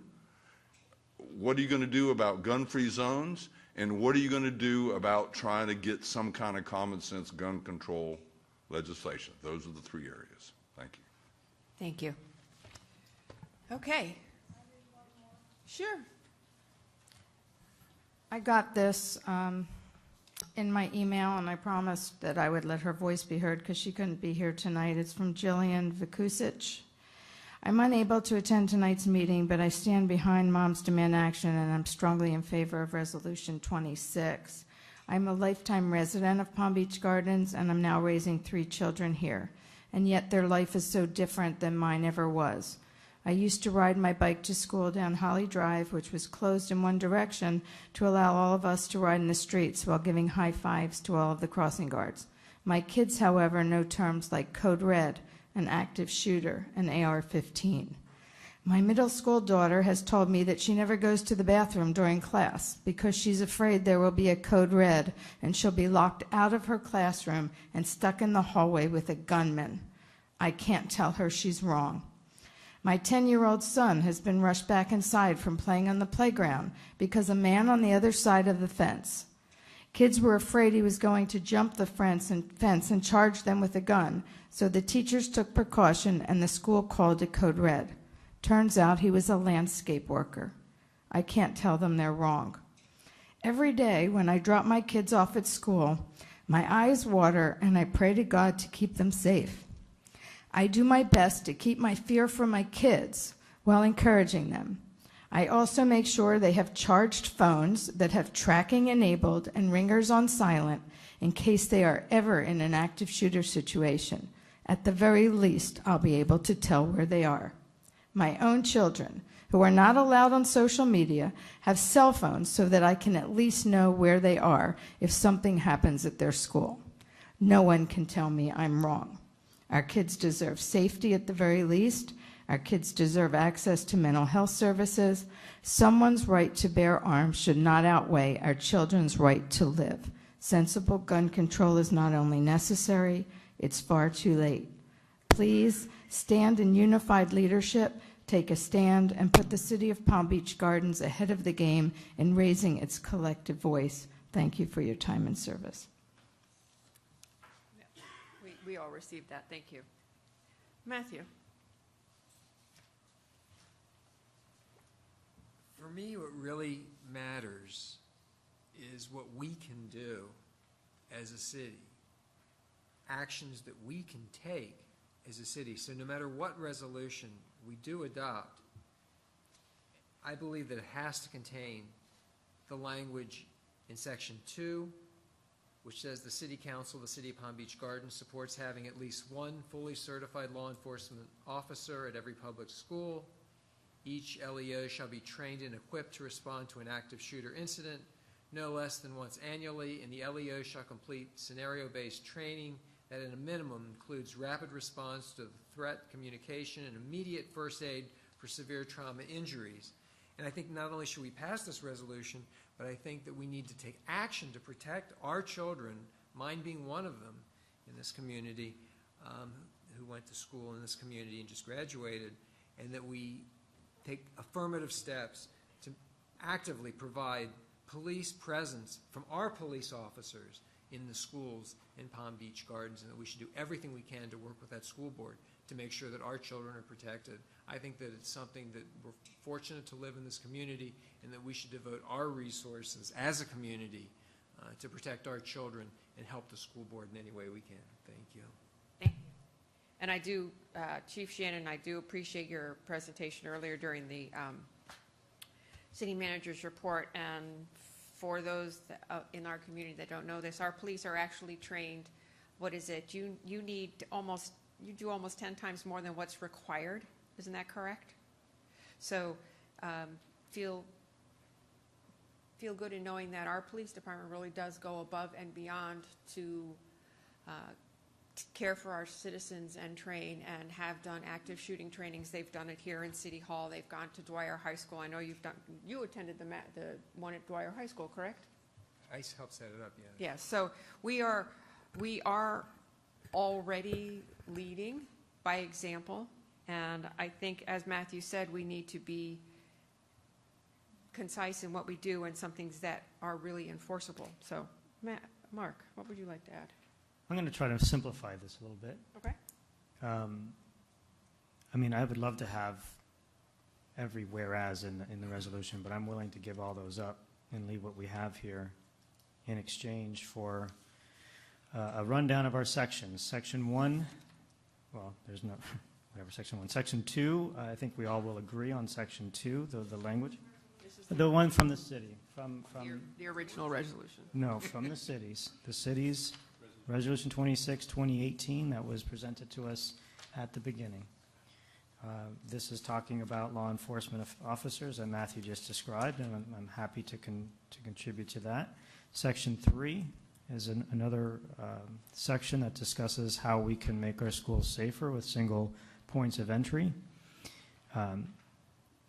Section 4 talks about the newly enacted Section 79401 of the Florida statutes, which is something that I've talked to the chief about, and taking weapons away from a person that was petitioned to a court for a risk protection order.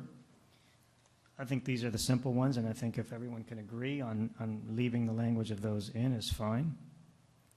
Section 6, granting judiciary authority the ability to mandate stricter penalties.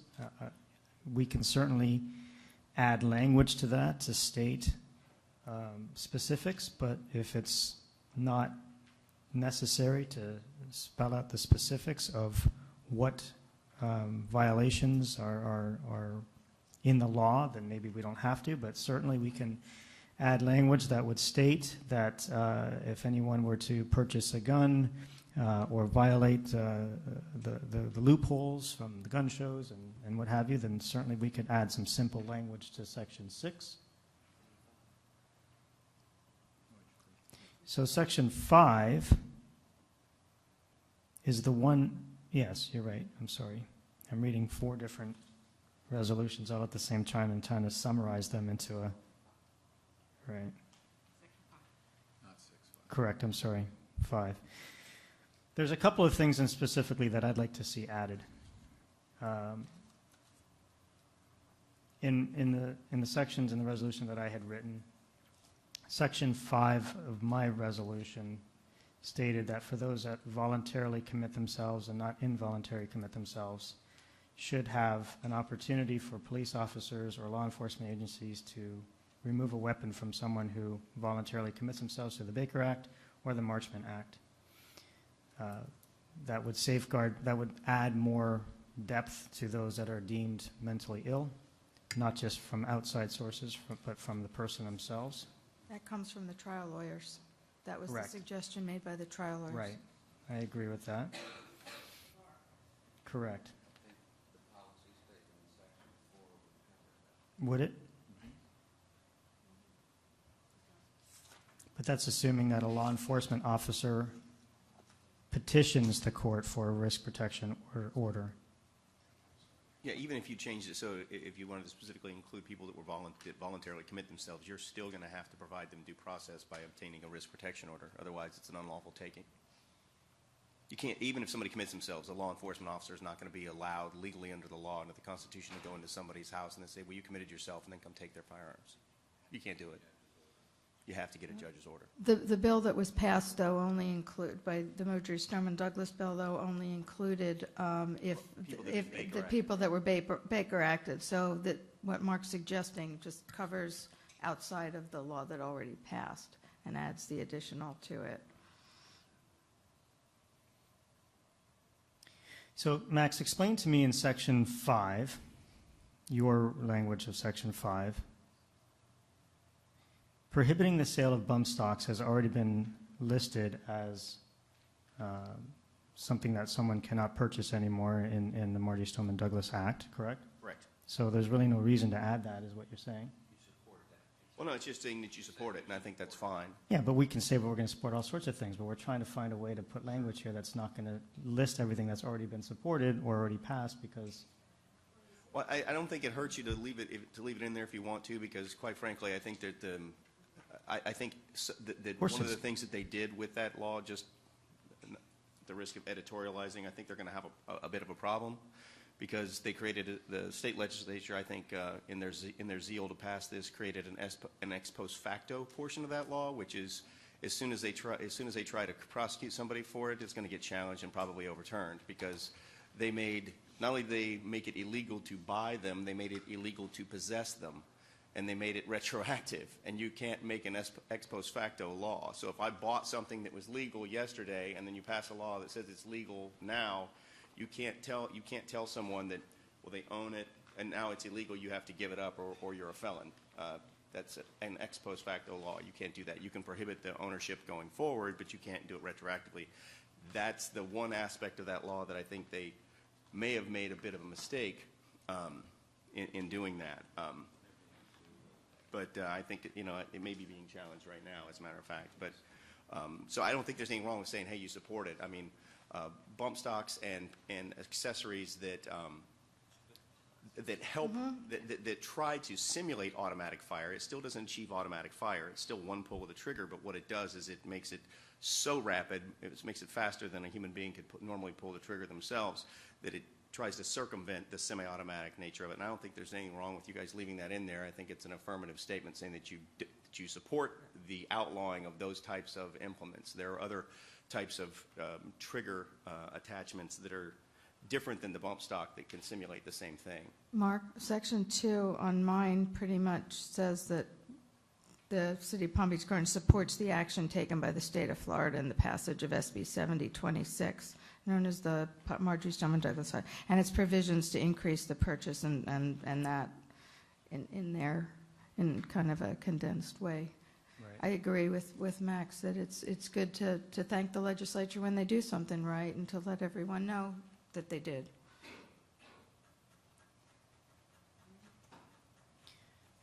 Well, my question really is how do we find a way to come up with language that we're all going to be able to be comfortable agreeing with? We've got multiple different pieces of verbiage here. We've got one that's a little more simplified. We've got one that's very detailed. How would you like to proceed? I don't know. If we're going with a fewer number, they should be more detailed. If we're going with more, they can be less. That's one option.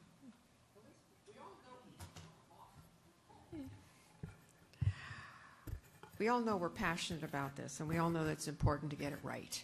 And we all have, the bottom line is, we all want the safety of our family and our children, and how do we do this exactly right? So we have 3 different whereases and sections in front of us. What was given to us by staff, which was a narrow, not in a bad word narrow, not in a bad definition narrow, but contained and concentrated sections. Rochelle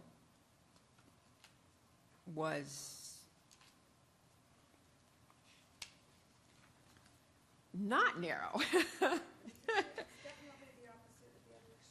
And all of this is just saying that we want more safety, we want more controls, we want less children, and we want less, we want less people hurt, and we want sensible gun control, and we want mental health issues. I think we're all saying a lot of things, but we're all saying the same thing. So let's see if we can get to some sections and whereases that we're all happy with, and we're not punting. Ladies, we're not punting. This is not something you can really do in, if the legislature can't do it in as much time as they had, we've only discussed this half an hour at the last council meeting, and now we're Maria? basically an hour here. So please be patient with us. Yes, Rochelle. What about instead of working on the whereases, we do what Mark suggested earlier, work on the sections, because the whereases can be short. It's the sections of what we want. Should we, go ahead that way? Or should we come to some kind of a compromise between the 3? Make the city one a little bit larger, ours a little bit smaller, and see what the key issues in there. Yeah, it's tough, but when we have, yours has 24 sections, Mark's has, I don't know how many sections. But mine includes And Things that we could easily leave out on some of the sections that are just, you know, That was my supporting goal, stuff was to that's try to been done. take a lot of yours and some of Max's and combine them and shrink them down to essentially 10 instead of 6 sections. Take the county sheriff out. Figure out how to do that.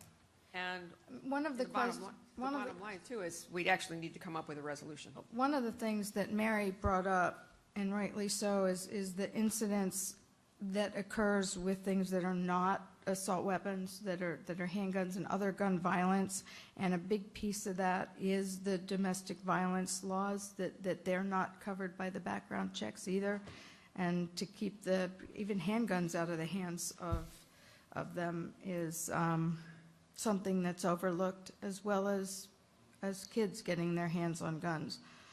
A way to say something about how we can help prevent kids getting their hands on guns. Well, the sad thing is, We hold parents responsible if there's alcohol in the house and somebody kills somebody. That, you know, you can't bring a keg in and have a kid's party and somebody kills somebody and the parents are responsible. Why shouldn't they be responsible if their kid gets a hold of their gun because they didn't store it properly? Well, they are actually under state law right now. Are they? Yeah, it's felony. If you allow a minor to have access, unsupervised access to a firearm in your home, then yes, you're committing a felony. And they get a hold of the weapon. You're required to keep it secured. So that's an enforcement issue. That's one of those enforcement issues Most of that it's we an are enforcement not issue. having success with. Since before 2009, the NICS, the National Criminal Background Checks, has been funded at 5.3%. 5.3%. In 2009, 71,000 people tried to obtain firearms that weren't legally allowed to do it, and the Department of Justice prosecuted exactly 77 of them. So there's all these things that are on the books that would stop a lot of this stuff that they haven't enforced. The Air Force shooter, the guy that killed 23 people in Texas, that was a reporting issue. Right. State agencies not reporting the NICS. The Virginia Tech shooting, Cho, that Korean gentleman, that kid. Again, mental health failure to report to NICS, and that's why he legally got the firearms. Let's see what the other one, Dylan Ruth or Dylan Routh, that kid. Yeah, the other. Yeah, same thing. Didn't have a legal right to own the firearms, but again, it was a reporting issue. And all the last multiple administrations, regardless of whether they were Republican or Democrat, have complained about things, and they say, "Oh, there's nothing we can do. There's this and this. Let's pass more laws." Yet Congress is not funding the ones we have to enforce them, and that's not emotion. That is statistical fact. It's actually verifiable. You can pull the federal budget and you can look and you can see what these programs are funded and which ones are not, and they're just simply not funding it. And many of the states are not spending the time necessary when they arrest to actually the kid that shot the church up in what was it, South Carolina? Texas. Same thing. He was convicted of a felony, 2 of them. They weren't reported. The 72-hour waiting period occurred, and they didn't get reported until after he got the firearms. So he obtained the firearms even though he wasn't legally allowed to do it.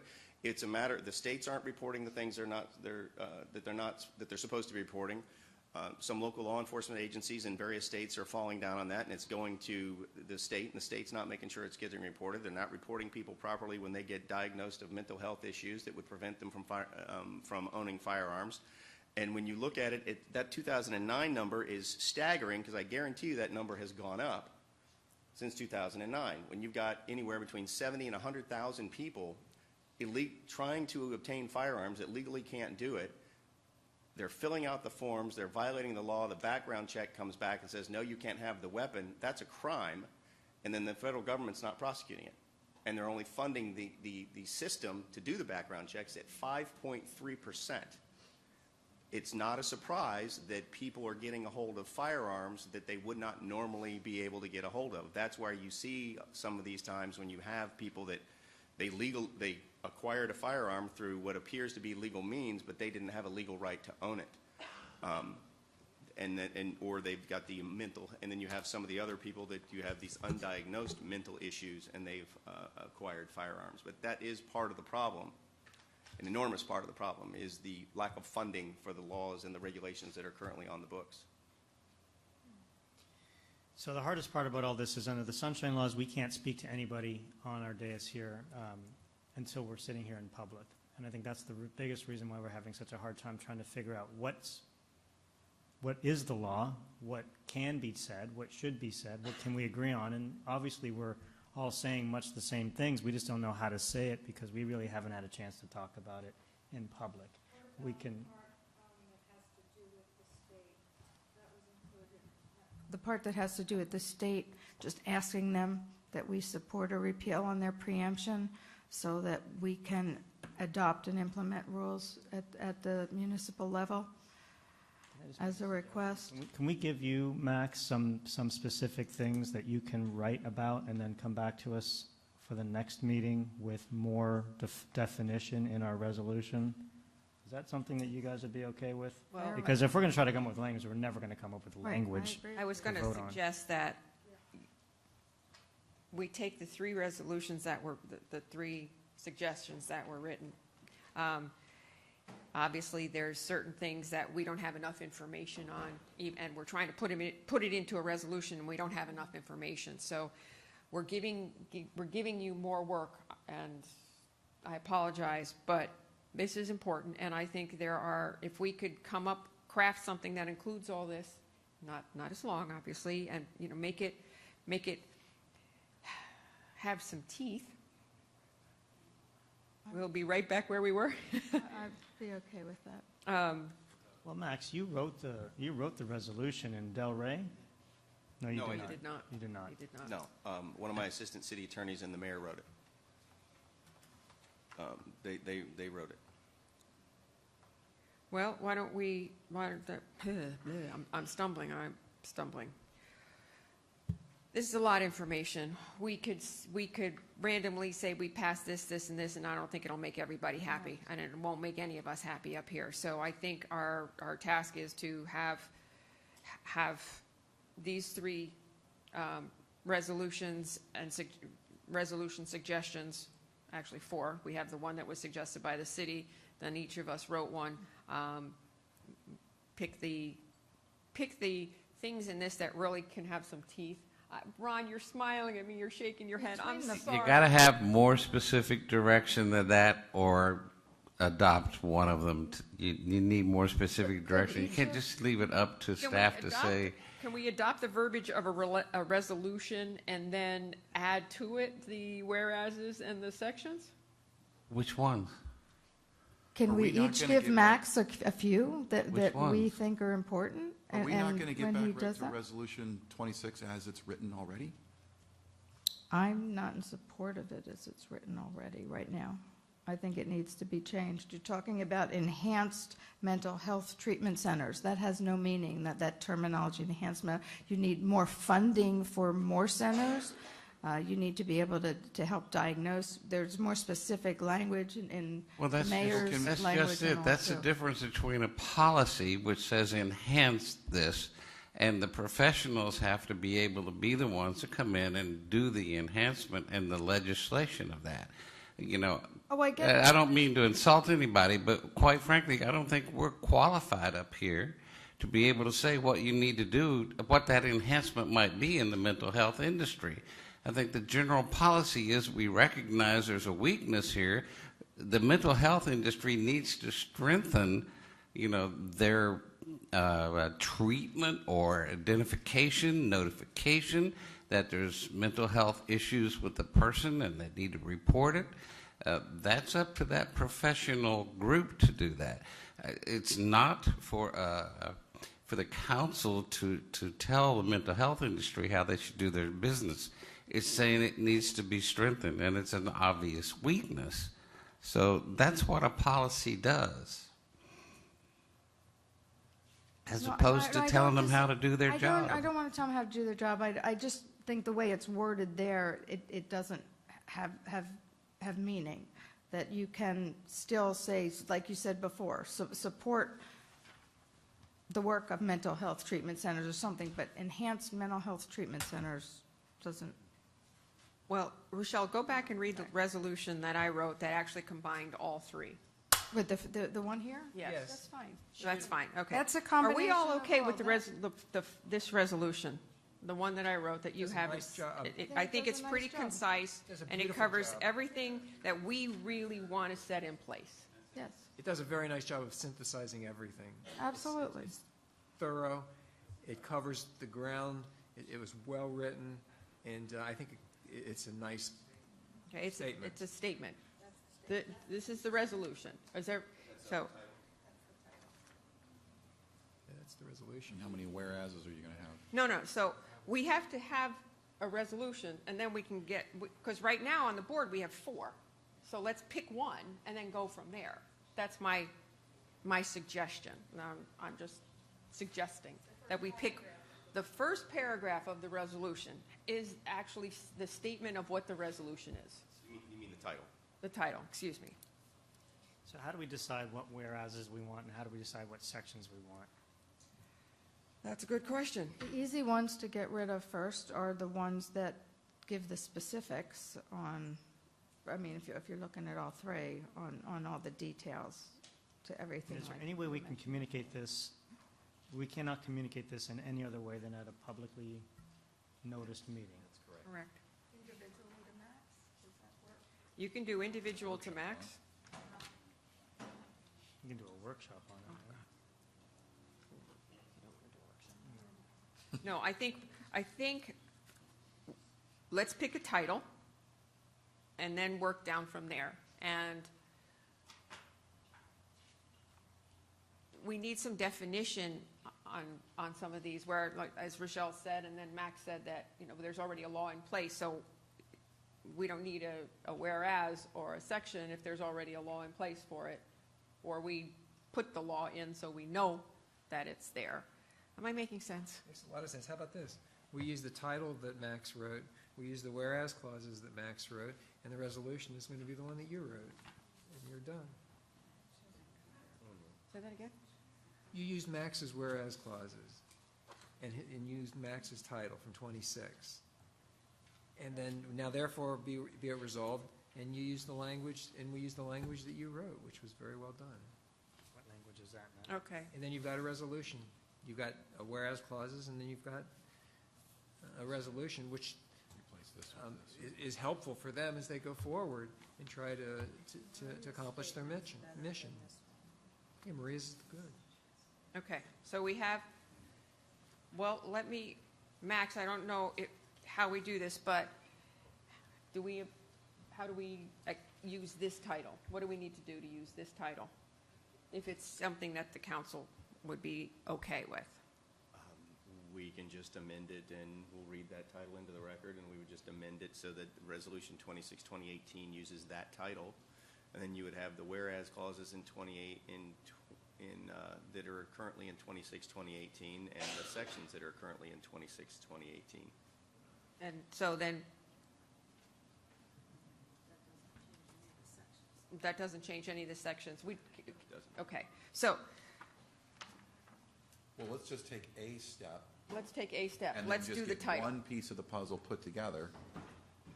Okay, so And- this is the amended title that you want, right? A resolution of the City Council of the City of Palm Beach Gardens, Florida, calling on the state of Florida and the federal government to pass meaningful legislation aimed at reducing gun violence in America and helping prevent future occurrences by enacting common sense gun legislation, enforcing legislation already in place, enhancing mental health programs by providing additional resources to identify, diagnose, and treat those suffering from mental illness, implementing and fund enhanced security measures for public schools and other community institutions, providing an effective date and for other purposes. Yes. How do you not like that? Do I have a motion from the council? But Hold on, let's not motion it yet. No, we don't need a motion for that. Now, okay, so then fine, now go through the. So for number 2, if we look at the first whereas, being that unfortunately, since Marjorie Stoneman Douglas is not the most recent, suppose using the first whereas from the original resolution, we go to what Mark had about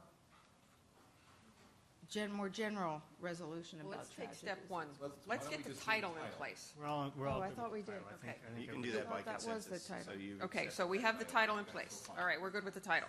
Okay, now, I do agree with the wording in, I don't want to do 4 pages of whereases. As we said, it's not important. We can narrow them down. I mean, the first 1, 2, 3, 4, 5, 6, 7 whereases, 6 whereases of Mark's I liked, because I think they're not disputable. We can knock out the other. And combine those. I Could also we wanted be to. more specific in the first one, though, instead of continued tragedies, we talk about the recent and continued gun violence in American schools? Gun-related Or tragedy. gun-related tragedies or something?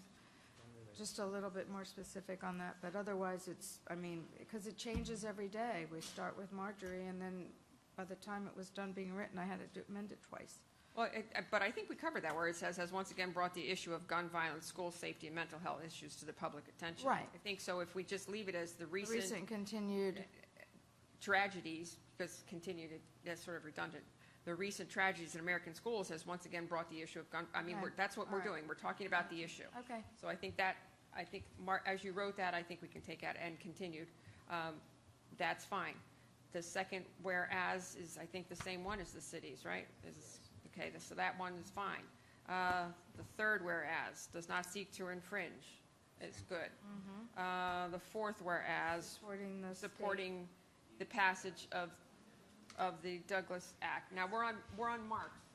We're on Mark's, we're Okay. on the first 4 of Mark's. Whereas the city's, okay, so then the next one, whereas the city is supportive of additional legislation that enhances capability of mental health issues, that's good. Whereas under federal law, licensed gun dealers are mandated, that one probably can be tweaked. To combine a couple of them and put strengthening about the background checks. That's the one that has to do with strengthening the background checks and closing the loopholes. Correct, we can strengthen So that. we that can whereas. use, whereas background checks have been an effective tool to keep guns out of the hands of criminals. We want to, all right, since licensed gun dealers are mandated to conduct background checks before proceeding, and it does not apply to private sellers who sell at gun shows. We all know gun shows are out of control. So we have to put something in there about background checks and closing the gun show and private sale loopholes. Okay. 2 major flaws in the nation's background system by improving, this is what Max was talking about, improving compliance with federal record reporting requirements and requiring background checks on all U.S. gun sales.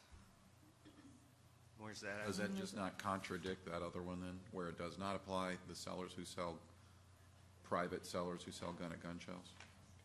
Currently, under the law, whether you sell it at a gun show or you sell it over the internet within the state, or you sell it privately person to person, there's no requirement under state or federal law to obtain a background check to the person that you're selling it to.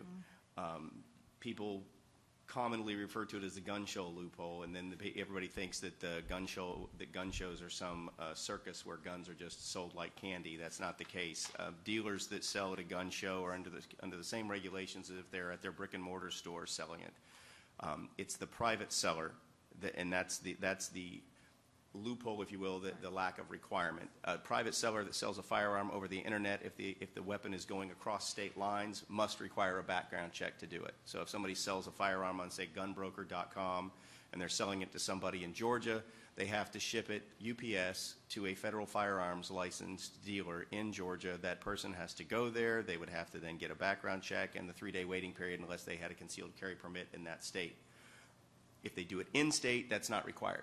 So that's the exception. So yes, you could put language, so that you would encourage them to have universal background checks. The whereases are just stating what we want. Right. So whereas background checks have been an effective tool to keep guns out of the hands of criminals. Where is that? I have it on mine as that. We're just stating the whereas, it's not the supportive statement. Then we can get into, they should be strengthened to include Second whereas on the second page. the second whereas on the second page, but we don't have to put in all of the details. Background checks have been an effective tool to keep guns out of the hands of criminals. And since there's, okay. And then there's another one you can combine with it. Let's take the first line out of that one, background first checks line have out been of an that effective one. tool. And under federal law, licensed gun dealers are mandated to conduct NICS background checks before proceeding with a firearm, and it does not apply to private sellers who sell Right, at gun that's- shows and over the internet. If you combine that one, the first sentence of 2, with number 4, it kind of covers what we're talking about. Where background checks have been an effective tool to keep guns out of the hands of criminals. And then combine it with number 4.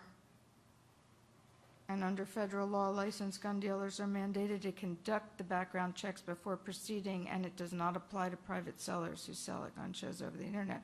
Then we can come back when we do our sections to address that and Okay. All right.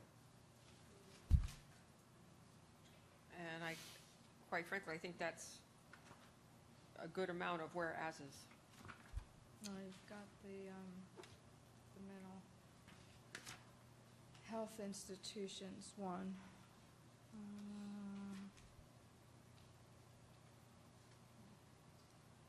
And so you would add those to the whereas clauses that are in the resolution already. Correct. Whereas it is estimated that state and federal agencies have failed to report more than 1 million records of persons, is that the one you want to include?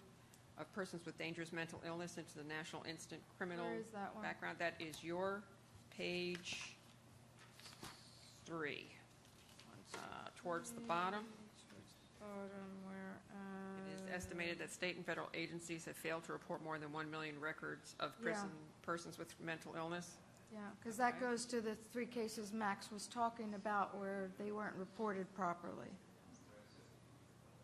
Okay. And I think we've covered, I think this is the meat of what we're trying to do. I'd be comfortable with those whereases. Anybody else? Carl? I am fine. Okay. So, are we all on that page with the whereases, and now we'll go to the sections? Are we going to, have we decided to totally eliminate the assault weapon discussion? I think that's covered a little bit in the bump stocks and whatnot. Well, it's not on that one. It's not favoring a ban on the transfer and sale. The challenge you're going to run as it relates to assault weapons or assault rifles is that, well, most people define them inappropriately because they just they bandy around words that I don't mean to be pejorative, they don't know what they mean. Having spent 16 years in the military, I carried assault weapons.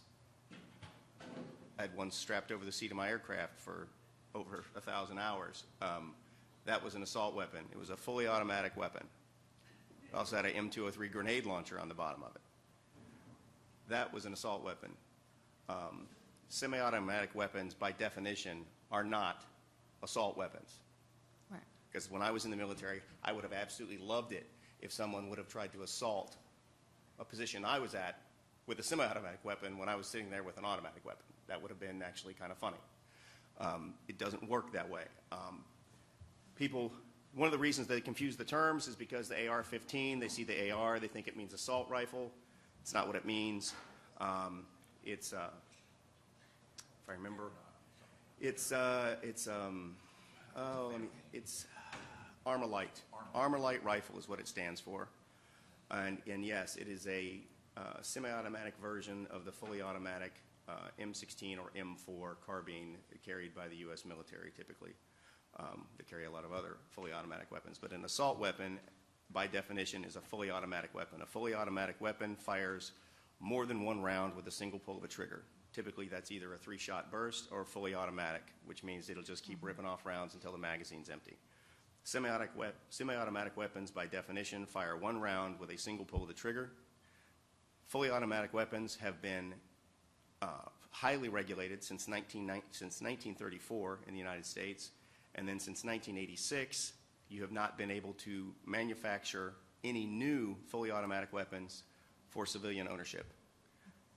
That's why A fully automatic weapon, pre-1986 fully automatic weapon, is legal to own with a National Firearms Act tax stamp, which costs about $200 once you've passed extensive background checks. But that weapon costs about $25 grand.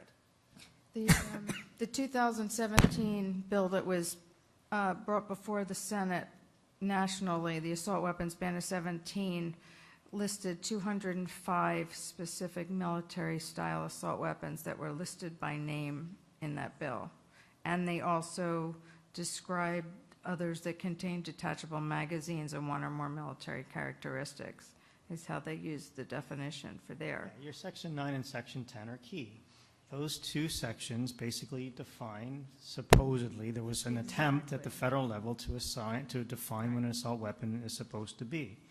And we're not here to try to define what they are, but there was somebody at the federal level that was trying to define it, and that's what we are trying to get. I think that's the bottom line. I agree with you. So, you know, your Section 9 and Section 10, you can either have them in one section or just leave them as they are, but that's trying to define exactly what we're trying to say here.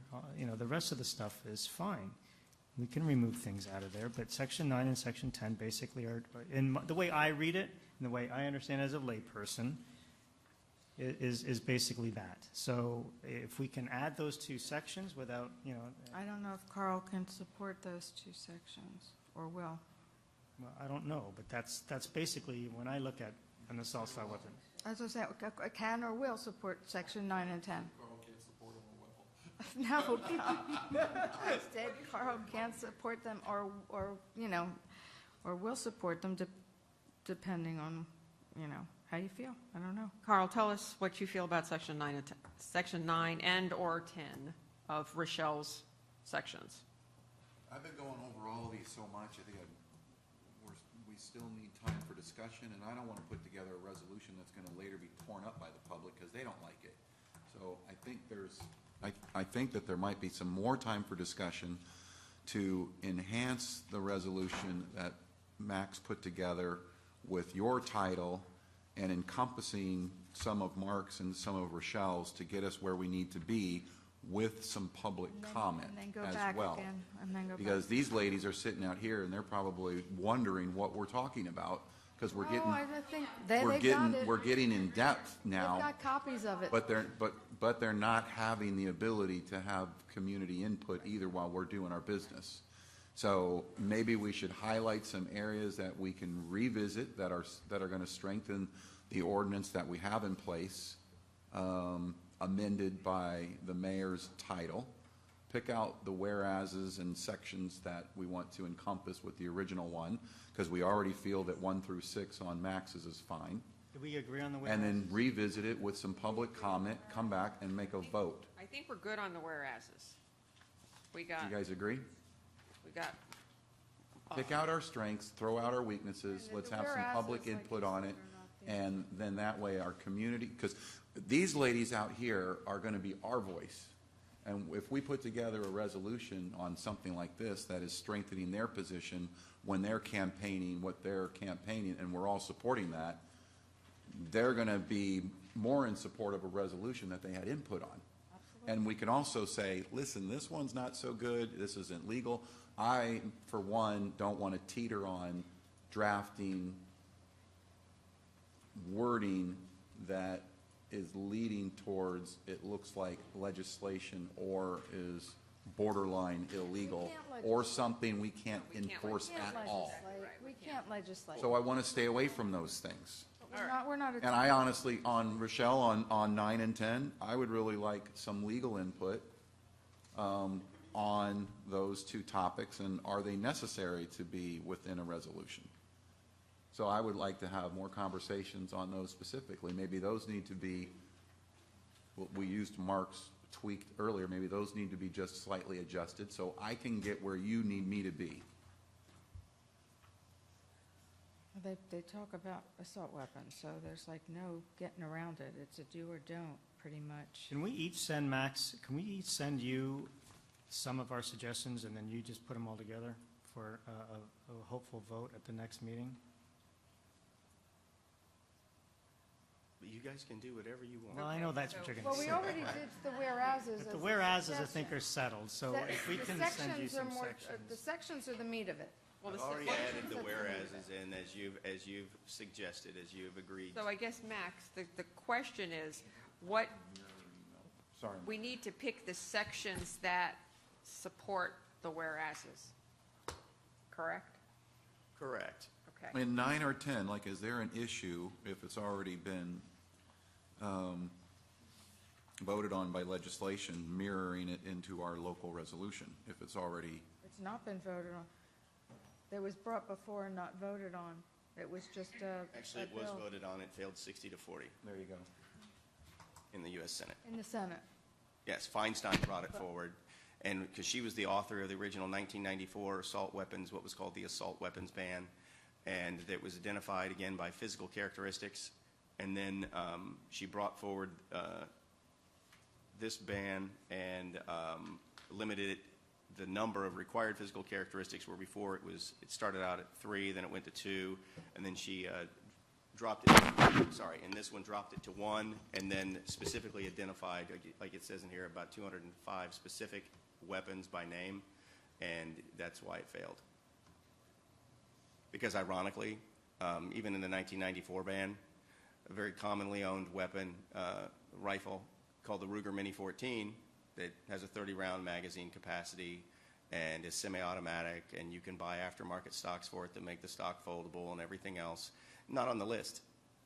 Not on the list, but the AR-15 was on the list because it looks scary. Same thing, shoots the same bullet, same projectile. Well, it's chambered in 223 instead of 5.56, but the Ruger Mini 14 is heavy enough that it can shoot both. But because of, again, the way it looks, one was banned and one wasn't. Ruger Mini 14 will accept up to 40, 50-round magazines, too. But it wasn't banned because of cosmetics. So that's the problem. They identify the weapons by cosmetic features more so than the true functionality. The magazines may be the most important part of the whole thing, actually, anyway, from what some of the studies show, that actually reducing the size of the magazines is the most important part. It can be. Again, you have to also remember the weapons they were designed to be easy to be used and for somebody to learn the battery, basically the manual of arms with the weapon relatively easily, because you have a lot of people joining the military that don't have any weapon experience, and they gain all that experience with weapons while they're on active duty. Same thing with police officers. A lot of people become police officers and they don't have anything to do with firearms really before they become a police officer. So you choose weapons that are reliable, accurate, and that the manual of arms is relatively easy to learn so that people can be properly trained to become efficient at it. I don't think anybody could argue that if you had less than a 30-round magazine, if it was a 20-round magazine or a 10-round magazine, that it would slow things down a little bit. With a magazine-fed weapon, it's not going to slow it down that much, not if you're proficient. But that's a whole nother. What about just using the first sentence of 9, that we're asking for legislation to define military-style assault weapons and what constitutes a high-capacity magazine, and then combine that with 10? We're asking for the definition. We're not giving them anything to reference to, not referencing to the bill, if that bill had problems. Well, you're getting me there. Because we're just asking I was for a gonna say, why can't we definition. combine 9 and 10 and tweak it. Yeah, so if we take defining the actual definition out and ask the legislature to define it and what constitutes the magazines, but then coming out and say that we support the ban on the sale and that only the military and law enforcement agencies should have access. Say that again? Well, Section 10. I would like to leave Section 10 as it is, but just add the beginning part of Section 9, asking them to define them. So the City Council of the City of Palm Beach Gardens supports state and federal legislation to define, quote, military-style assault weapons, unquote, and what constitutes a high-capacity magazine, and supports a ban on the sale of transfer of military-style assault weapons as defined and their component parts, including high-capacity magazines and bump stocks, limited the use of these weapons to the military and highly trained law enforcement agencies, and providing for enhanced criminal penalties for offenses committed with the above. So basically, you're putting one section than just putting And that goes with the enhanced penalties and that you asked for before, asking judicial officials to have more leeway and whatever, so it kind of combines some of the ones that you had in there, and I think it's even on the one that we got before about the judicial. All right, so, Carl, where are you on that? Not there. Okay. Where would Not you? until Max is done. I might be there in a month, but I still want to have conversations on this Well, and we maybe, can put it in, we're still going to have to talk about it again when we get it back. and I think we want to revisit these ladies and see what they have to say about it once we have like a rough draft, and then we have the community support in what we are voting on, which I think is really the goal on everything we do every month, right? This was just one of our harder topics. Well, we got to give him somewhere to go, though, Okay. to prepare. Here, I put Agreed. these in here. I'm working on this as you're speaking. I'm drafting this on the fly. What I did is I stuck these new sections I stuck in after original section 6. So what was section 9 and 10 in Rochelle's proposed resolution are now going to be sections 7 and 8, and then It can be one. They can be one, Matt. well, yeah, but let's see here. Let me see what I got. Okay, so 7 now, it says the combination of those two. It says the City Council of the City of Palm Beach Gardens, Florida, or Palm Beach Gardens, supports state and federal legislation to define military-style assault weapons and what constitutes a high-capacity magazine, and supports a ban on the sale or transfer of military-style assault weapons, that's in quotes, as defined by their counter component parts, including high-capacity magazines and bump stocks, limiting the use of these weapons to the military and highly trained law enforcement agencies, and providing for enhanced criminal penalties and for offenses committed with the above. And then there was a paragraph, I believe, in Mark's resolution that I thought I heard you guys say you wanted to include. This is the City Council of the City of Palm Beach Gardens supports granting judiciary authorities the ability to mandate severe penalties and impose maximum monetary fines for those who willfully violate and or circumvent gun control laws, including mental health institutions that fail to report individuals who have been deemed as unfit for buying firearms to state and federal databases, individuals or companies who willfully and knowingly sell firearms or ammunition to individuals as defined in the NICS, and individuals or companies who willfully and knowingly sell firearms or ammunition to any individual without adhering to the minimum 3-day waiting period, sells bump stocks or sells weapons to anyone under the age of 21. That's a lot of wording. That's kind of a combination of your number 6 with some more. But what is defined in the NICS? Because the NICS is not comprehensive enough for some, but based on what we're saying before. So that was Carl's question before. Why do we want to go with only saying that if we don't think that's strong enough? Because that's what's legally binding right now, and that's what's available to us. Mm-hmm. I think it's a good comprehensive statement. That was the only question I had on it, Where is that, Mark? that I circled Mark as is defined in the NS. In the middle of Mark's resolution. Section 6 on Marks. I changed it so it says, okay, individuals or companies knowingly sell firearms or ammunition to individuals who are prohibited from owning firearms by being listed in the NICS, or individuals or companies who willfully and knowingly sell firearms or ammunition to an individual without adhering to the minimum 3-day waiting period, sells bump stocks. Because if you're listed in the NICS as not being able to own a firearm, it's illegal for somebody to sell it to you, even a private seller. If you knowingly sell a firearm to somebody, it's the straw man sale or the straw man purchase. It's illegal for somebody to knowingly sell a firearm to somebody that can't legally own it. Okay. That's fine with me. I think we're getting there. That's okay. So, considering the amount of whereases we have and the amount of sections we now have, I think we are getting, Carl's looking at me, we're getting closer To the bottom. to the bottom. So, What are we missing, Rochelle? Do we have the closing of the loopholes? Did we put that in? yes, we did. Okay. And we added the Marchman Act to the we added Marchman Act. And the Baker Act. And the Baker Act. The only thing we're missing, well, one of the things Keaton was missing is asking the state legislature to revisit their ban on municipalities being able to do anything. Home rule statute. The home rule, and that's the last one on mine. It says, we support legislation to repeal the statewide preemption. So we're not taking any action that they could fine us for, we're asking them to revisit it That's fine. and allow So local you're section governments. 23. Section 23. Hold on here, I'm copying.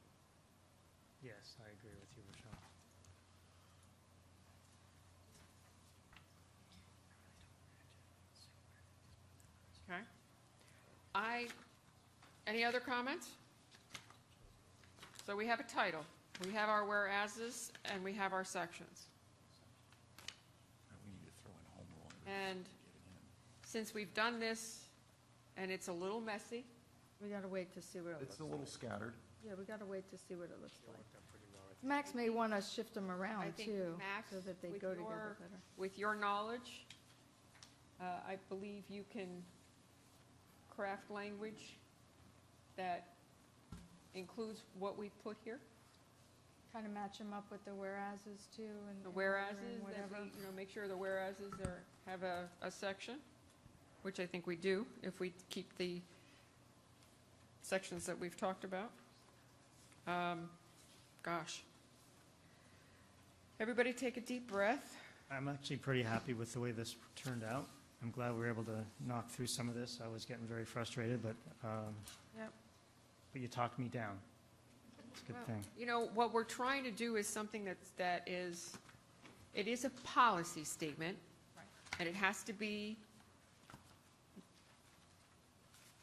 I hate to keep using the word emotional, but it has to be unemotional. It has to be general enough that people will read it and say yes. It's specific enough. That's not to say we want reasonable gun legislation. Right. That's not Correct. And what is reasonable gun Right. legislation? And and I like the fact that we're including going after legislation that's already in place that needs to be enforced. Because I think that is pretty important, and it's something that's ignored. Did we say that? Yes. Or did we ask Max to do that? That was in the title. In the title, okay. That's in the title. Well, It says, I'll look in the section and see if there's a place to stick language about, encouraging the federal government and Congress to fully fund NICS. right. perfect. That's good too. Well, Did we you address can add it with the mental health, funding the mental health and funding NICS. Yeah, it might be a good place for it. I'll look in there and see where I can, so that it makes sense. And we addressed the private sales between individuals being done or conducted, background checks being conducted by a licensed dealer. Yeah, that's in here. Yeah, we did. It's blurry. Well, that's because we're all getting tired. You guys okay where we're going? So I missed happy hour. Can, Okay, I think we're close to being there. to being there. One more? Rochelle, look at your list and see what What- absolutely is not in there, because you know what? We've got till 12. I don't want to keep going over this, or whatever it is. I don't want to go over this again. I want to get the body of it done tonight. Could we make tweak it and finalize it. Something we all agree And on. I don't want this to be term limits. Something we all agree on. Can we put a domestic violence statement in there? It's already law. That's a law. That's an That enforceable law, people with, convicted of, Even if it's a misdemeanor. even if it's a police officer. Even if it's actually on the firearms checklist when you go to get your background check. If you've been convicted of a misdemeanor of domestic violence, you're not allowed to own a firearm. If you've been dishonorably discharged from the U.S. military, you're not allowed to own a firearm. You're not allowed to that own a Florida firearm if you're a or convicted national? felony. Florida or national? It's national. And we don't need to put something in a resolution that's already enforceable. If you're under a No, we restraining don't. order, you're not allowed to own firearms. That Okay. just goes back to enforcing what's already in place. There you go. Okay. Got it. Just want to make a comment that I know that staff probably was frustrated with all of this, and the fact that we felt the need to have these conversations at such a late hour, because I know at the end of the day, the staff is more interested in doing things that they can effectuate and actually implement, and this is not something that the staff is actually, or the city is actually going to demand actually happens, but this was important to us. So I want to thank you all for just staying and for putting up with it. And for those that already went home, congratulations on being home already. But this is an important issue, and it is a political issue, and I know that Ron is sitting back there thinking, this is stupid, why are we wasting all of our time? So thank you for allowing us the time to sit here and keeping you up late at night. So. Yeah, we shouldn't have to do this at a municipal level. Well, I think what we did was very comprehensive, and it was logical as opposed to political. You know, if we think about it too, I don't want to I'm not going to be very short. There's a lot of things that we make resolutions on that we can't do a lot about, like trains, sober homes, opiate addictions, guns, and this is constantly becoming before us. And the only way that we can support our community and their visions, and it started with the sober homes creeping up everywhere, and we did stuff about that. But unfortunately, resolutions don't have teeth on a grand scale. But it shows that we put a lot of work into these resolutions, tons of discussion, lots of staff time, and it's basically how we support our community so they know we've got their back, because they're going to be our voice when they're out there going, we lived it with the council. They did the right thing. They stretched it to the point where, you know, we covered it all on what we can cover as 5 of us.